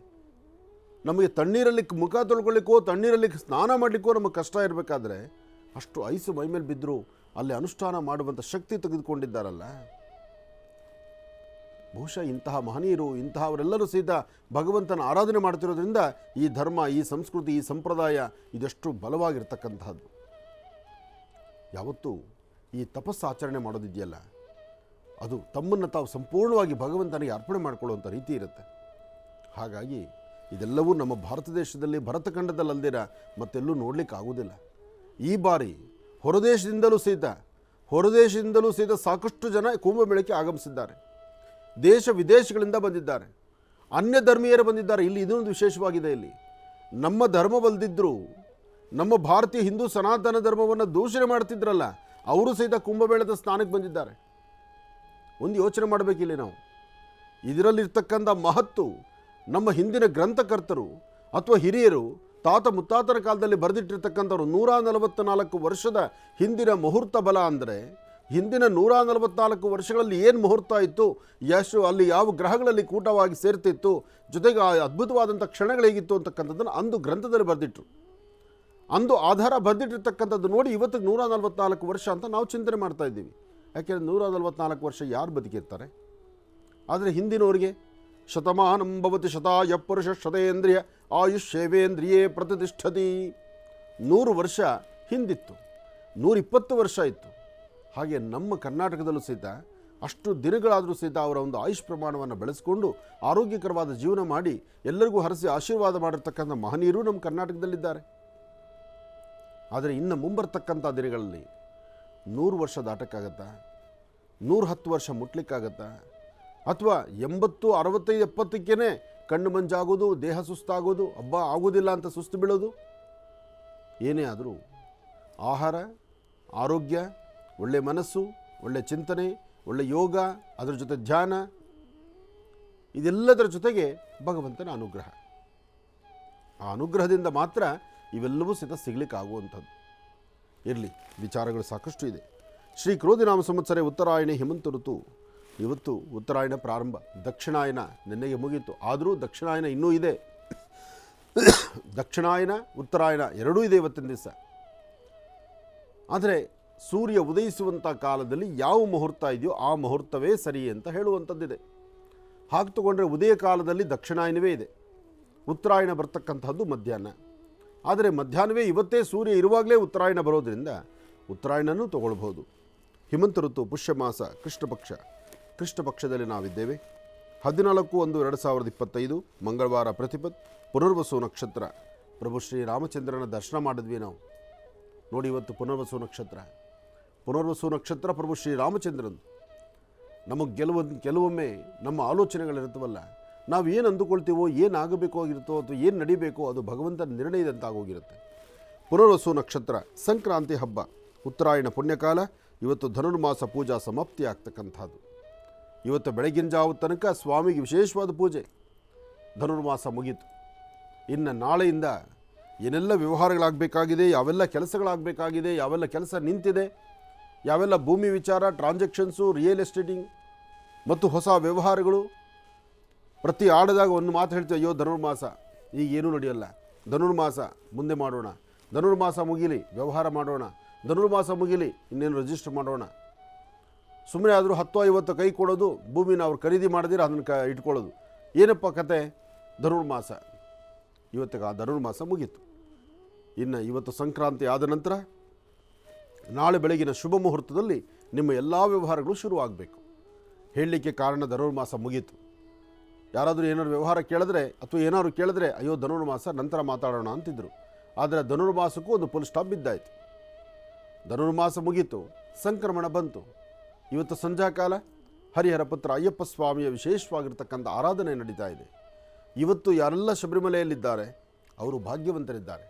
ಶಬರಿಮಲೆಯಲ್ಲಿ ಈಗಾಗಲೇ ಸ್ವಾಮಿಯ ವಿಶೇಷವಾಗಿರ್ತಕ್ಕಂಥ ಸಾನ್ನಿಧ್ಯಕ್ಕೆ ಈಗಾಗಲೇ ಬಹುಶಃ ಪಂಪ ದಾಟಿರಬಹುದು ಒಡವೆಗಳು. ಅಯ್ಯಪ್ಪನಿಗೆ ಅಲ್ಲಿ ಪಂದಳ ರಾಜನ ಆ ಪಂದಳ ವಂಶದಲ್ಲಿ ಅಲ್ಲಿ ವಂಶಸ್ಥರು ಏನಿದ್ದಾರೆ ಆ ವಂಶಸ್ಥರು ಇವತ್ತಿಗೂ ಸಹಿತ ಆ ವಂಶಸ್ಥರು ಸಹಿತ ಇವತ್ತಿಗೆ ಎಲ್ಲರೂ ಬರ್ತಾರೆ. ನೋಡಿ, ಅಯ್ಯಪ್ಪನ ಆ ರಾಜ ವಂಶಸ್ಥರು ಇವತ್ತಿಗೂ ವಂಶಸ್ಥರಿದ್ದು ಅವರು ಪ್ರಯಾಣ ಬೆಳೆಸುವಂಥದ್ದು. ಜೊತೆಗೆ ಇವತ್ತು ಸಂಧ್ಯಾಕಾಲ ಅಷ್ಟೇ ಸ್ವಾಮಿ ಸಾನ್ನಿಧ್ಯಕ್ಕೆ ಬರ್ತಾರೆ.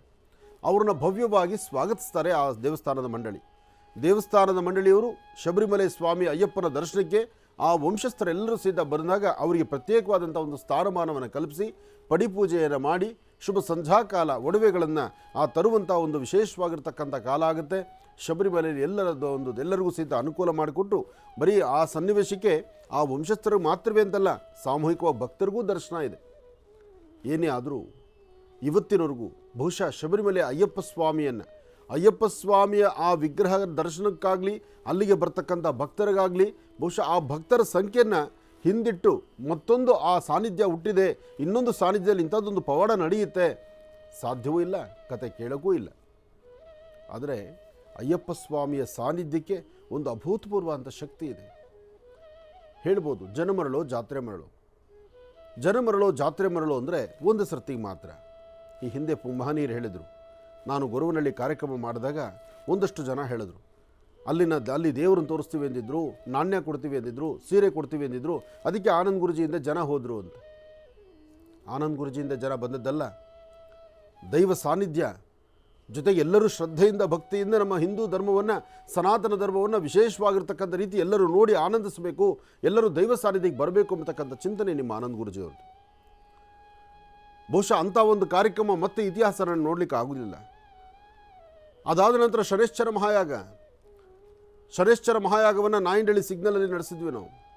ಬಹುಶಃ ಅಂಥದ್ದೊಂದು ಅದ್ಭುತವಾದ ಕಾರ್ಯಕ್ರಮನ ಇನ್ನೊಬ್ಬ ಮಹನೀಯರು ಇನ್ನೊಬ್ಬರು ಅದನ್ನು ಮಾಡಿ ಇದನ್ನು ನಾವು ದಾಟಿದ್ದೀವಿ, ಇದನ್ನು ನಾವು ಈ ಒಂದು ಮೈಲಿಗಲ್ಲನ್ನು ಮುಟ್ಟಿದ್ದೀವಿ ಅಂತ ಹೇಳಿದಂಥವ್ರು ಯಾರೂ ಇಲ್ಲ. ಆ ಸಂತೋಷ ನಮಗಿದೆ. ಅಂದರೆ ಆಯಾ ಕಾಲಕ್ಕೆ ಏನು ನಡೀಬೇಕೋ ಅದು ಭಗವತ್ ಸಂಕಲ್ಪ, ಆತನ ಆಜ್ಞೆಯಿಂದ ನಡೀತಕ್ಕಂಥದ್ದು. ಶಿವನ ಆಜ್ಞೆಯಲ್ಲಿ ಚೀಮಗೂಡ ಖರ್ಚೋದು ಅಂತ ಹೇಳ್ತಾರೆ. ಅಂದರೆ ಎಲ್ಲವೂ ಆತನ ಆಜ್ಞೆಯಿಂದ ನಡೆಯುತ್ತೆ. ಆದರೆ ಅದಕ್ಕೆ ಯಾರೋ ಒಬ್ಬರನ್ನ ಮುಂದೆ ಬಿಟ್ಟಿರ್ತಾನಷ್ಟೇ ಭಗವಂತ. ಯಾರೂ ಯಾವತ್ತೂ ಸಹಿತ ಹೀಗೆ ಅಂತ ಹೇಳಲಿಕ್ಕೆ ಆಗೋದಿಲ್ಲ. ಹಾಗೆ ಇವತ್ತಿನ ನಕ್ಷತ್ರ ಫಲ ಚೆನ್ನಾಗಿದೆ. ಇವತ್ತು ಮನೆಗಳಲ್ಲಿ ಮಕ್ಕಳಿದ್ದರೆ, ಸಣ್ಣ ಪುಟ್ಟ ಮಕ್ಕಳಿದ್ದರೆ ಶುಭ ಸಂಧ್ಯಾಕಾಲ ಮಕ್ಕಳಿಗೆ ಗೋಟೆರಿತಕ್ಕಂಥದ್ದೊಂದು ಪದ್ಧತಿ ಇದೆ. ಆ ಗೋಟೆರಿತಕ್ಕಂತಹದ್ದು ಮನೆಯಲ್ಲಿ ಸೇರೋ ಒಂದು ಲೋಟನ ತೆಗೆದುಕೊಂಡು ಅದರಲ್ಲಿ ಎಲ್ಚಿಕಾಯಿ, ನೋಡಿ ಈಗಾಗಲೇ ನಮ್ಮಲ್ಲೂ ಎಲ್ಚಿಕಾಯಿ ಇದೆ, ಬೇವು ಇದು ಎಳ್ಳು ಬೆಲ್ಲ ಇದೆ, ಮತ್ತು ಅವರೆಕಾಯಿ ಇದೆ, ಗೆಣಸಿದೆ, ಕಡಲೆಕಾಯಿ ಇದೆ, ಎಲ್ಲವೂ ಸಹಿತ ಭಾಳ ವಿಶೇಷವಾಗಿದೆ. ತೋರಿಸ್ಲಿಕ್ಕಾಗತ್ತಾ? ಯಾಕೆಂದರೆ ನಮ್ಮವರು ಮನೆಯಲ್ಲಿ ಹೆಣ್ಣುಮಕ್ಕಳಿಗಿನ್ನ ಹೆಚ್ಚಿನಾಗಿ ಎಲ್ಲ ವ್ಯವಸ್ಥೆಗಳನ್ನು ಮಾಡಿಕೊಡ್ತಾರೆ ಪಾಪ. ನೋಡಿ ಈ ಎಲ್ಚಿ ಹಣ್ಣು, ಇದನ್ನು ಬೋರೆ ಹಣ್ಣು ಅಂತ ಹೇಳ್ತಾರೆ. ಎಲ್ಚಿ ಹಣ್ಣು ಅಥವಾ ಬೋರೆ ಹಣ್ಣು, ಇದು ಬದ್ರಿ ವೃಕ್ಷ ಅಂತ ಹೇಳ್ತಾರೆ ಸಂಸ್ಕೃತ. ಬದ್ರಿ ವೃಕ್ಷ ಅಂದರೆ ಮಹಾವಿಷ್ಣು ವಾಸ ಮಾಡ್ತಕ್ಕಂಥ ಸಾನ್ನಿಧ್ಯ ಅಂತಲೂ ಹೇಳ್ತಾರೆ. ಅಂದರೆ ವಿಷ್ಣುವಿನ ಅನುಗ್ರಹವನ್ನು ಪಡೀಲಿಕ್ಕೆ ಇವತ್ತು ಸಂಧ್ಯಾಕಾಲ ಕಬ್ಬು ಮತ್ತು ಈ ಒಂದು ವಿಶೇಷವಾಗಿರ್ತಕ್ಕಂಥ ಎಲ್ಚಿ ಹಣ್ಣು, ಕಡಲೆಕಾಯಿ ಮತ್ತು ಒಂದಷ್ಟು ನಾಣ್ಯಗಳು, ಇನ್ನು ಅವರೆಕಾಯಿ ರೈತ ಬೆಳೆದಿರ್ತಕ್ಕಂಥದ್ದು, ಒಳ್ಳೆ ಸೊಗಡಿರ್ತಕ್ಕಂಥದ್ದು, ಚೆನ್ನಾಗಿದೆ, ಪರವಾಗಿಲ್ಲ. ಹಿತಕ್ ಬೆಳೆ ಹುಳಿ ಮಾಡಿಸ್ಬೋದು. ಇದ್ರ ಜೊತೆ ಸ್ವಲ್ಪ ಹಿತಕ್ ಬೆಳೆ ಹುಳಿಗೆ ಸ್ವಲ್ಪ ಕಡಲೆಕಾಯಿ ಸೇರಿಸ್ಬಿಟ್ರೆ ಆನಂದ.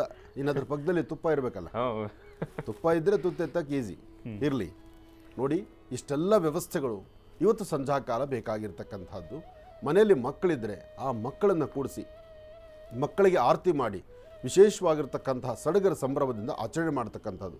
ಇನ್ನು ಹಳ್ಳಿಗಳ ಕಡೆ ಬಂದರೆ ರೈತರು ಬೆಳೆದಿರ್ತಕ್ಕಂತಹ ಬೆಳೆ ಇದೆಯಲ್ಲ, ವರ್ಷದ ಮೊದಲನೇ ಬೆಳೆ ಯಾವುದು? ಯಥೇಚ್ಛವಾಗಿ ಬಂದಿರುವಂಥ ರಾಗಿ. ಎಲ್ಲೆಲ್ಲಿ ರಾಗಿ ಕಣ ಇರುತ್ತಲ್ಲ, ಆ ರಾಗಿ ಕಣವನ್ನು ಇವತ್ತಿನ ದಿವಸ ಕಣಕ್ಕೆ ಪೂಜೆ ಮಾಡ್ತಕ್ಕಂಥದ್ದಿದೆ. ಕಣಕ್ಕೆ ಪೂಜೆ ಮಾಡ್ತಾರೆ. ಪೂಜೆ ಆದ ನಂತರ ಆ ಮೊದಲನೇ ಒಂದಷ್ಟು ಧಾನ್ಯವನ್ನು ಊರಲ್ಲಿರ್ತಕ್ಕಂತಹ ಒಂದಷ್ಟು ದೇವಸ್ಥಾನಗಳಿಗೆ ಅಥವಾ ಸಾಧು ಸಂತರಿಗೆ ಅಥವಾ ಆ ಊರಿನ ಬ್ರಾಹ್ಮಣರಿಗೆ ಅಥವಾ ಯಾರು ಗುರು ಪರಂಪರೆ ಇರ್ತಾರೋ ಅವರಿಗೆ, ಮಠಗಳಿಗೆ ಒಂದಷ್ಟು ಧಾನ್ಯಗಳನ್ನು ತೆಗೆದುಕೊಂಡೋಗಿ ರೈತರು ಇವತ್ತಿಗೂ ಕೊಡೋ ಪದ್ಧತಿ ಇದೆ. ಹೀಗೆ ಸಂಪ್ರದಾಯ ಅಂತಕ್ಕಂಥದ್ದು ಹೇಗಿದೆ ಅಂದರೆ, ಬೆಳೆದ ವಸ್ತು ಎಲ್ಲವೂ ನಾವು ತಿನ್ನಲಿಕ್ಕೆ ಆಗೋದಿಲ್ಲ. ನಾವು ಬೆಳೆದಿರ್ತಕ್ಕಂಥದ್ದನ್ನು ಪೂಜೆ ಮಾಡಿ ಆ ಭೂತಾಯಿ ಕೊಟ್ಟಂತಹ ಆ ವಿಶೇಷವಾಗಿರ್ತಕ್ಕಂಥ ಧಾನ್ಯಗಳನ್ನು ವಿಶೇಷವಾಗಿ ಪೂಜಾನುಷ್ಠಾನ ಮಾಡಿ ಅದನ್ನು 4 ಜನಕ್ಕೆ ಹಂಚಿ ತಿನ್ನುವಂಥ ಗುಣ ಒಬ್ಬ ರೈತನಲ್ಲಿದೆ. ಅದು ಹಿಂದಿನಿಂದ ಬಂದಂತಹದ್ದು. ಇವತ್ತು ಕೆಲವು ಮೌಲ್ಯಗಳು ಜಾಸ್ತಿ ಆದ್ರಿಂದ ಕೊಡೋರ ಸಂಖ್ಯೆ ಅಥವಾ ದಾನ ಮಾಡೋರ ಸಂಖ್ಯೆ ಕಡಿಮೆ ಆಗಿರ್ಬೋದು, ಆದರೆ ಹಿಂದಿನ ಪದ್ಧತಿ ಯಾವುದೂ ಬದಲಾಗುವುದಿಲ್ಲ. ಆ ಪದ್ಧತಿ ಇವತ್ತಿಗೂ ನಡ್ಕೊಂಡು ಬಂದಿದೆ. ಅದಕ್ಕೋಸ್ಕರನೇ ಸಂಕ್ರಾಂತಿ ಅಂದರೆ ಇದು ಸಡಗರ ಸಂಭ್ರಮ. ಇನ್ನು ಇದರ ಜೊತೆಗೆ ಎತ್ತುಗಳ ಪೂಜೆ. ಯಾಕೆಂದರೆ ವರ್ಷದ 365 ದಿವಸ ಹೆಗಲಿಗೆ ಹೆಗಲು ಕೊಟ್ಟು ದುಡಿತಕ್ಕಂಥದ್ದು ಎತ್ತುಗಳು. ಅಂತಹ ಹಸುಗಳಿಗೆ, ಎತ್ತುಗಳಿಗೆ ವಿಶೇಷವಾಗಿರ್ತಕ್ಕಂಥ ರೀತಿ ಇವತ್ತಿನ ದಿವಸ ಕಿಚ್ಚಾಯಿಸುವಂಥ ಪದ್ಧತಿ ಸಹಿತ ಇದೆ. ಒಂದಷ್ಟು ಹುಲ್ಲನ್ನು ಹಾಕಿ ಅದಕ್ಕೊಂದಷ್ಟು ಅಗ್ನಿ ಸ್ಪರ್ಶ ಮಾಡಿ ಅದರಲ್ಲಿ ಹಾರಿಸ್ತಕ್ಕಂಥದ್ದು. ಇದಕ್ಕೆ ಯಾವುದಕ್ಕೋಸ್ಕರ ಅದು ಮಾಡಬೇಕು? ಈ ವಿಚಾರವನ್ನು ತಿಳ್ಕೊಳ್ಳೋಣ, ಕೂತ್ಕೊಳ್ಳಿ. ಇನ್ನು ಬಹಳ ವಿಶೇಷವಾಗಿ ಇಂದಿನ ಭಾಗದಲ್ಲಿ ಗುರುಜಿಯವರು ಈ ಹಸುಗಳ ಕಿಚ್ಚಾಯಿಸೋದ್ರ ಬಗ್ಗೆ ಸಾಕಷ್ಟು ವಿಚಾರಗಳನ್ನು ತಿಳಿಸ್ಕೊಡ್ತೀನಿ ಅಂತ ಇದ್ರು. ಬನ್ನಿ ಮತ್ತೆ ಮುಂದುವರಿಸೋಣ ಗುರುಗಳೇ. ಹಸುಗಳನ್ನು ಕಿಚ್ಚಾಯಿಸೋದು ಏನಕ್ಕೋಸ್ಕರ, ಅದು ಯಾವ ರೀತಿಯ ಶಾಸ್ತ್ರ, ಅದರ ಪದ್ಧತಿ ಏನು, ಯಾತಕ್ಕೋಸ್ಕರ ಮಾಡ್ತಾರೆ ಅನ್ನೋದ್ರ ಬಗ್ಗೆ ಮಾಹಿತಿಯನ್ನು ತಿಳಿಸ್ತಾ ಇದ್ರಿ. ನೋಡಿ, ಇವತ್ತು ಸಂಕ್ರಮಣ, ಮಕರ ಸಂಕ್ರಾಂತಿ. ಧನುರಾಶಿಯಿಂದ ಮಕರ ರಾಶಿಗೆ ಸೂರ್ಯ ಪ್ರವೇಶ ಮಾಡ್ತಾನೆ. ಯಾವಾಗ ಮಕರ ರಾಶಿಗೆ ಸೂರ್ಯ ನೋಡೋದ್ರಿಂದ, ಅಲ್ಲಿಗೆ ಸೂರ್ಯ ಮಕರ ರಾಶಿಯಿಂದ ಮುಂದೆ ನಡೆಯೋದ್ರಿಂದ ಇದನ್ನು ಮಕರ ಸಂಕ್ರಮಣ ಅಂತ ಹೇಳ್ತಾರೆ. ಈ ಮಕರ ಸಂಕ್ರಮಣ ಬಂದಾದ ಮೇಲೆ ಈ ಧನುರ್ಮಾಸ ಸಂಪೂರ್ಣವಾಗಿ ಚಳಿ, ಹಿಮ, ಮಂಜು. ಆ ಮಂಜು ಕೂತ್ಕೊಂಡಾಗ, ಹಿಮದಲ್ಲಿದ್ದಾಗ ಈ ಸಾಮಾನ್ಯ ಹಸುಗಳಿಗೆ, ಎತ್ತುಗಳಿಗೆ ಮೈಯಲ್ಲಿ ಸಣ್ಣ ಸಣ್ಣದಾದಂಥ ಕ್ರಿಮಿಕೀಟಗಳು ಹತ್ತತ್ತಂತೆ. ಆ ಸಣ್ಣ ಸಣ್ಣ ಕ್ರಿಮಿಕೀಟಗಳು ಏನು ಹತ್ತಿ ಅದನ್ನು ನಾವು ಎಷ್ಟೊಂದು ಸರಿಪಡಿಸ್ಬೇಕು, ಕ್ಲೀನ್ ಮಾಡಬೇಕು, ಎಷ್ಟು ಔಷಧಿ ಹೊಡೆದ್ರೂ ಹೋಗೋದಿಲ್ಲ ಅದು. ಆದರೆ ಒಂದು ಕಿರ್ಚಾಯಿಸಿದ್ರೆ ಅಗ್ನಿಯ ಮುಂದೆ ಯಾರು ನಿಲ್ಲಕ್ಕಾಗತ್ತೆ? ನೋಡಿ, ಆ ಹೊರದೇಶದಲ್ಲಿ ಎಲ್ಲೋ ಒಂದು ಕಡೆ ಅಗ್ನಿ ಅಂಟ್ಕೊಂಡು ಸತತ 5 ದಿವಸಗಳಾದರೂ ಅದನ್ನು ಆರಿಸ್ಲಿಕ್ಕೆ ಆಗ್ತಾ ಇಲ್ಲ. 5 ದಿನಗಳಾದರೂ ಹೊರದೇಶದಲ್ಲಿರ್ತಕ್ಕಂಥ ಅಗ್ನಿ ಅಲ್ಲಿ ಶಮನ ಮಾಡಲಿಕ್ಕೆ ಆಗದಿರಾ, ಅವರಲ್ಲಿರ್ತಕ್ಕಂಥ ಟೆಕ್ನಾಲಜಿ ಎಷ್ಟು ಇಂಪ್ರೂವ್ಮೆಂಟ್ ಇದ್ದರೂ ಏನೂ ಮಾಡಲಿಕ್ಕಾಗ್ತಿಲ್ಲ. ಅಗ್ನಿಯ ಕಿರುನಾಲಿಗೆ ಇದೆಯಲ್ಲ, ಒಮ್ಮೆ ಅಗ್ನಿ ಸ್ಪರ್ಶ ಆದರೆ ದೇಹನೇ ದಗದಗ ಅಂದ್ಕೊಂಡು ಹೋಗ್ಬಿಡುತ್ತೆ. ಅಗ್ನಿ ಮುಂದೆ ಯಾವುದಾದ್ರು ನಿಲ್ಲೋದುಂಟಾ? ಪಂಚಭೂತಗಳು ಎದುರಾದರೆ, ಪಂಚಭೂತಗಳಿಗೆ ಎದುರು ನಿಂತು ನಾವು ನಡಿತೀವಿ ಅಂದರೆ ನಮ್ಮಷ್ಟು ಮೂರ್ಖರು ಮತ್ತೊಬ್ಬರು ಅಲ್ಲವೇ ಇಲ್ಲ. ಅದನ್ನು ತಿಳಿದಿರ್ತಕ್ಕಂಥವರೇ ಹಿರಿಯರು ಹೇಳ್ತಾರೆ, ಪ್ರವಾಹಕ್ಕೆ ಎದುರು ಹೋಗಬಾರ್ದು, ಬಿರುಗಾಳಿ ಎದುರು ನಿಲ್ಲಬಾರ್ದು, ಅಗ್ನಿ ಹತ್ರ ಆಟ ಆಡಬಾರ್ದು. ಇದು ನಾವು ಎಚ್ಚರಿಕೆಯಾಗಿರಬೇಕು. ಈ ಪಂಚಭೂತಗಳಲ್ಲಿ ಯಾವತ್ತೂ ಸಹಿತ ಬಹಳಷ್ಟು ಜವಾಬ್ದಾರಿ ಬೇಕು. ಅಂತಹ ಅಗ್ನಿ ಒಂದಷ್ಟು ಕಿಚ್ಚಾಯಿಸುವಂಥ ಪದ್ಧತಿ ನೋಡಿ, ಎಷ್ಟು ಚೆನ್ನಾಗಿ ನಮ್ಮ ರೈತ ಬಾಂಧವರು ಇದನ್ನು ಅಭ್ಯಾಸ ಮಾಡಿಟ್ಟಿದ್ದಾರೆ. ಎಲ್ಲ ಹಸುಗಳನ್ನು ಊರಲ್ಲಿ ಪ್ರಮುಖವಾಗಿರ್ತಕ್ಕಂಥ ಒಂದು ದೇವಾಲಯ ಹತ್ರ ತೆಗೆದುಕೊಂಡು ಬಂದು ಹಸುಗಳಿಗೆಲ್ಲ ಪೂಜೆ ನಡೆಸಿ, ಹಸುಗಳಿಗೆ ಒಂದಿಷ್ಟು ಆಹಾರವನ್ನು ಕೊಟ್ಟು, ಅವರಿಗೆ ಗೋಗ್ರಾಸ ಕೊಟ್ಟು, ಹಸುಗಳು, ಎತ್ತುಗಳು ಎಲ್ಲದಕ್ಕೂ ಸಹಿತ ಆಗ ಒಂದಷ್ಟು ಹುಲ್ಲಿರುತ್ತಲ್ಲ, ಈ ಭತ್ತದ ಹುಲ್ಲೋ ಅಥವಾ ರಾಗಿ ಹುಲ್ಲೋ, ಅದನ್ನು ಉದ್ದಕ್ಕೂ ಹುಲ್ಲು ಹಾಕ್ತಾರೆ. ಅಲ್ಲಿ ಒಂದು ಕಡ್ಡಿ ಹಂಚ್ತಾರೆ. ಆಗ ಜ್ವಾಲೆ ಬರುತ್ತೆ. ಆ ಜ್ವಾಲೆ ಒಳಗೆ ಎಲ್ಲ ಹಸುಗಳು ಓಡ್ಕೊಂಡು ಬರುತ್ತೆ. ಹಸುಗಳು ಓಡಿಕೊಂಡು ಬರೋಂತಹ ದೃಶ್ಯ ಇದೆಯಲ್ಲ, ಅದನ್ನು ಕಣ್ತುಂಬಿಸ್ಕೊಳ್ಳೋದನ್ನು ಆನಂದ. ಏನೇ ಆದರೂ ಯಾವುದೇ ಒಂದು ಆಚಾರ ವಿಚಾರಗಳನ್ನು ಶಾಸ್ತ್ರಬದ್ಧವಾಗಿ ಮಾಡಿರ್ತಕ್ಕಂಥ ಹಿರಿಯರು ಎಲ್ಲವೂ ಸೈಂಟಿಫಿಕ್ ಆಗೂ ಆಲೋಚನೆ ಮಾಡಿದ್ದಾರೆ ಅವರು. ಇವತ್ತು ಎಲ್ಲರೂ ಹೇಳೋ ಮಾತೇನಪ್ಪ ಅಂದರೆ ಸೈಂಟಿಫಿಕ್ ಆಗಿ ಏನಿದೆ ತಿಳಿಸಿ ಅಂತ. ಸೈಂಟಿಫಿಕ್ ಆಗಿರ್ತಕ್ಕಂಥ ವಿಚಾರನೂ ಅಲ್ಲಿದೆಯಲ್ಲ. ಇದು ಇವತ್ತು ನಿನ್ನೆ ಆಗಿರ್ತಕ್ಕಂಥದ್ದಲ್ಲ. ಇನ್ನು ಉತ್ತರಾಯಣ ಪುಣ್ಯಕಾಲ, ಶುಭ ಸಮಾರಂಭ, ಇನ್ನು ಮುಂದೆ ಮದುವೆ, ಮುಂಜಿ, ನಾಮಕರಣ, ಗೃಹಪ್ರವೇಶ ಯಾವೆಲ್ಲ ಮಾಡಬೇಕಾಗಿದೆ ನೋಡಿ. ಪ್ರಾರಂಭದಲ್ಲೇ ಬರುತ್ತೆ ಮಾಘ ಮಾಸ. ಇನ್ನೇನು ಈ ಅಮಾವಾಸ್ಯೆ ಆದ ನಂತರ ಬರ್ತಕ್ಕಂಥದ್ದು ಮಾಘ. ಆ ಮಾಘ ಮಾಸದಲ್ಲಿ ಮಾಘ ಮಾಸದ ಪ್ರತಿನಿತ್ಯ, ಪ್ರತಿ ದಿವಸ, ಪ್ರತಿ ಕ್ಷಣ ಅದು ಅಮೂಲ್ಯವಾಗಿರ್ತಕ್ಕಂಥದ್ದೇ. ಅದರಲ್ಲೂ ಮಾಘ ಶುದ್ಧ ಪಂಚಮಿ, ಮಾಘ ಮಾಸ ಬಂತು ಅಂದರೆ ಎಲ್ಲೆಲ್ಲೂ ರಥೋತ್ಸವಗಳು ಶುರುವಾಗುತ್ತೆ, ದೇವತೆಗಳ ಉತ್ಸವ ಶುರುವಾಗುತ್ತೆ, ಬ್ರಹ್ಮ ರಥೋತ್ಸವಗಳು ಶುರುವಾಗುತ್ತೆ. ನಿನ್ನೆ ಅಷ್ಟೇ ವಿಶೇಷವಾಗಿ ತಾಯಿ ಬನಶಂಕರಮ್ಮನವರ ರಥೋತ್ಸವ ಆಯಿತು. ಬಾದಾಮಿ ಕ್ಷೇತ್ರದಲ್ಲೂ ರಥೋತ್ಸವ ಆಯಿತು. ಬಾದಾಮಿ ಕ್ಷೇತ್ರದಲ್ಲಿ 1 ತಿಂಗಳ ರಥೋತ್ಸವ, 1 ತಿಂಗಳಲ್ಲಿ ಉತ್ಸವ ಅಂದರೆ ಆ ಜಾತ್ರಾ ಮಹೋತ್ಸವ, ಜನಸಾಗರ ಅಬ್ಬಬ್ಬ ಹೇಳ್ತೀರ್ದು. ನೆನ್ನೆ ಬೆಂಗಳೂರಿನ ಬನಶಂಕರಮ್ಮನವರ ರಥೋತ್ಸವದಲ್ಲೂ ಸಹಿತ ಜನ ಏನು ಕಡಿಮೆ ಇಲ್ಲ, ಸಾಕಷ್ಟು ಜನ ನೋಡಿ. ಅದರಲ್ಲೂ ಸೋಮವಾರ. ಆದರೆ ನಿನ್ನೆಯ ಮುಹೂರ್ತ ಬಲ ಮಾತ್ರ ಬಹಳ ಅದ್ಭುತ. ನಿನ್ನೆ ಯಾರೆಲ್ಲ ಏನೆಲ್ಲ ಕೆಲಸಗಳು ಮಾಡಬೇಕು ಮಾಡಿದ್ದೀರಿ, ನೀವು ಅದೃಷ್ಟವಂತರಾಗಿದ್ದೀರಿ. ಇನ್ನು ಇವತ್ತು ಸಂಕ್ರಾಂತಿ. ಆದರೆ ಇವತ್ತಿನಿಂದ ಮುಂದೆ ಬರುವಂತಹ ರಥಸಪ್ತಮಿಯವರೆಗೂ, ಮಾಘ ಮಾಸದ ರಥಸಪ್ತಮಿ ಏನಿದೆಯಲ್ಲ, ಆ ರಥಸಪ್ತಮಿಯವರೆಗೂ ಎಳ್ಳು ಬೆಲ್ಲವನ್ನು ಹಂಚಬಹುದು. ಇವತ್ತಿನಿಂದ ಎಳ್ಳು ಬೆಲ್ಲವನ್ನು ಕೈಯಿಂದ ಕೈಗೆ ಕೊಟ್ಟು ಒಳ್ಳೆ ಮಾತಾಡು ಎಂಬತಕ್ಕಂತಹದ್ದನ್ನು ನಾವು ರೂಢಿ ತರಬಹುದು. ಅಂದರೆ ಆ ಭಗವಂತನ ಅನುಗ್ರಹವನ್ನು ಪಡಿಬೋದು. ಬೇರೆ ಸಮಯದಲ್ಲಿ ಎಳ್ಳನ್ನು ಯಾರೂ ಕೈ ಕೊಡೋದಿಲ್ಲ.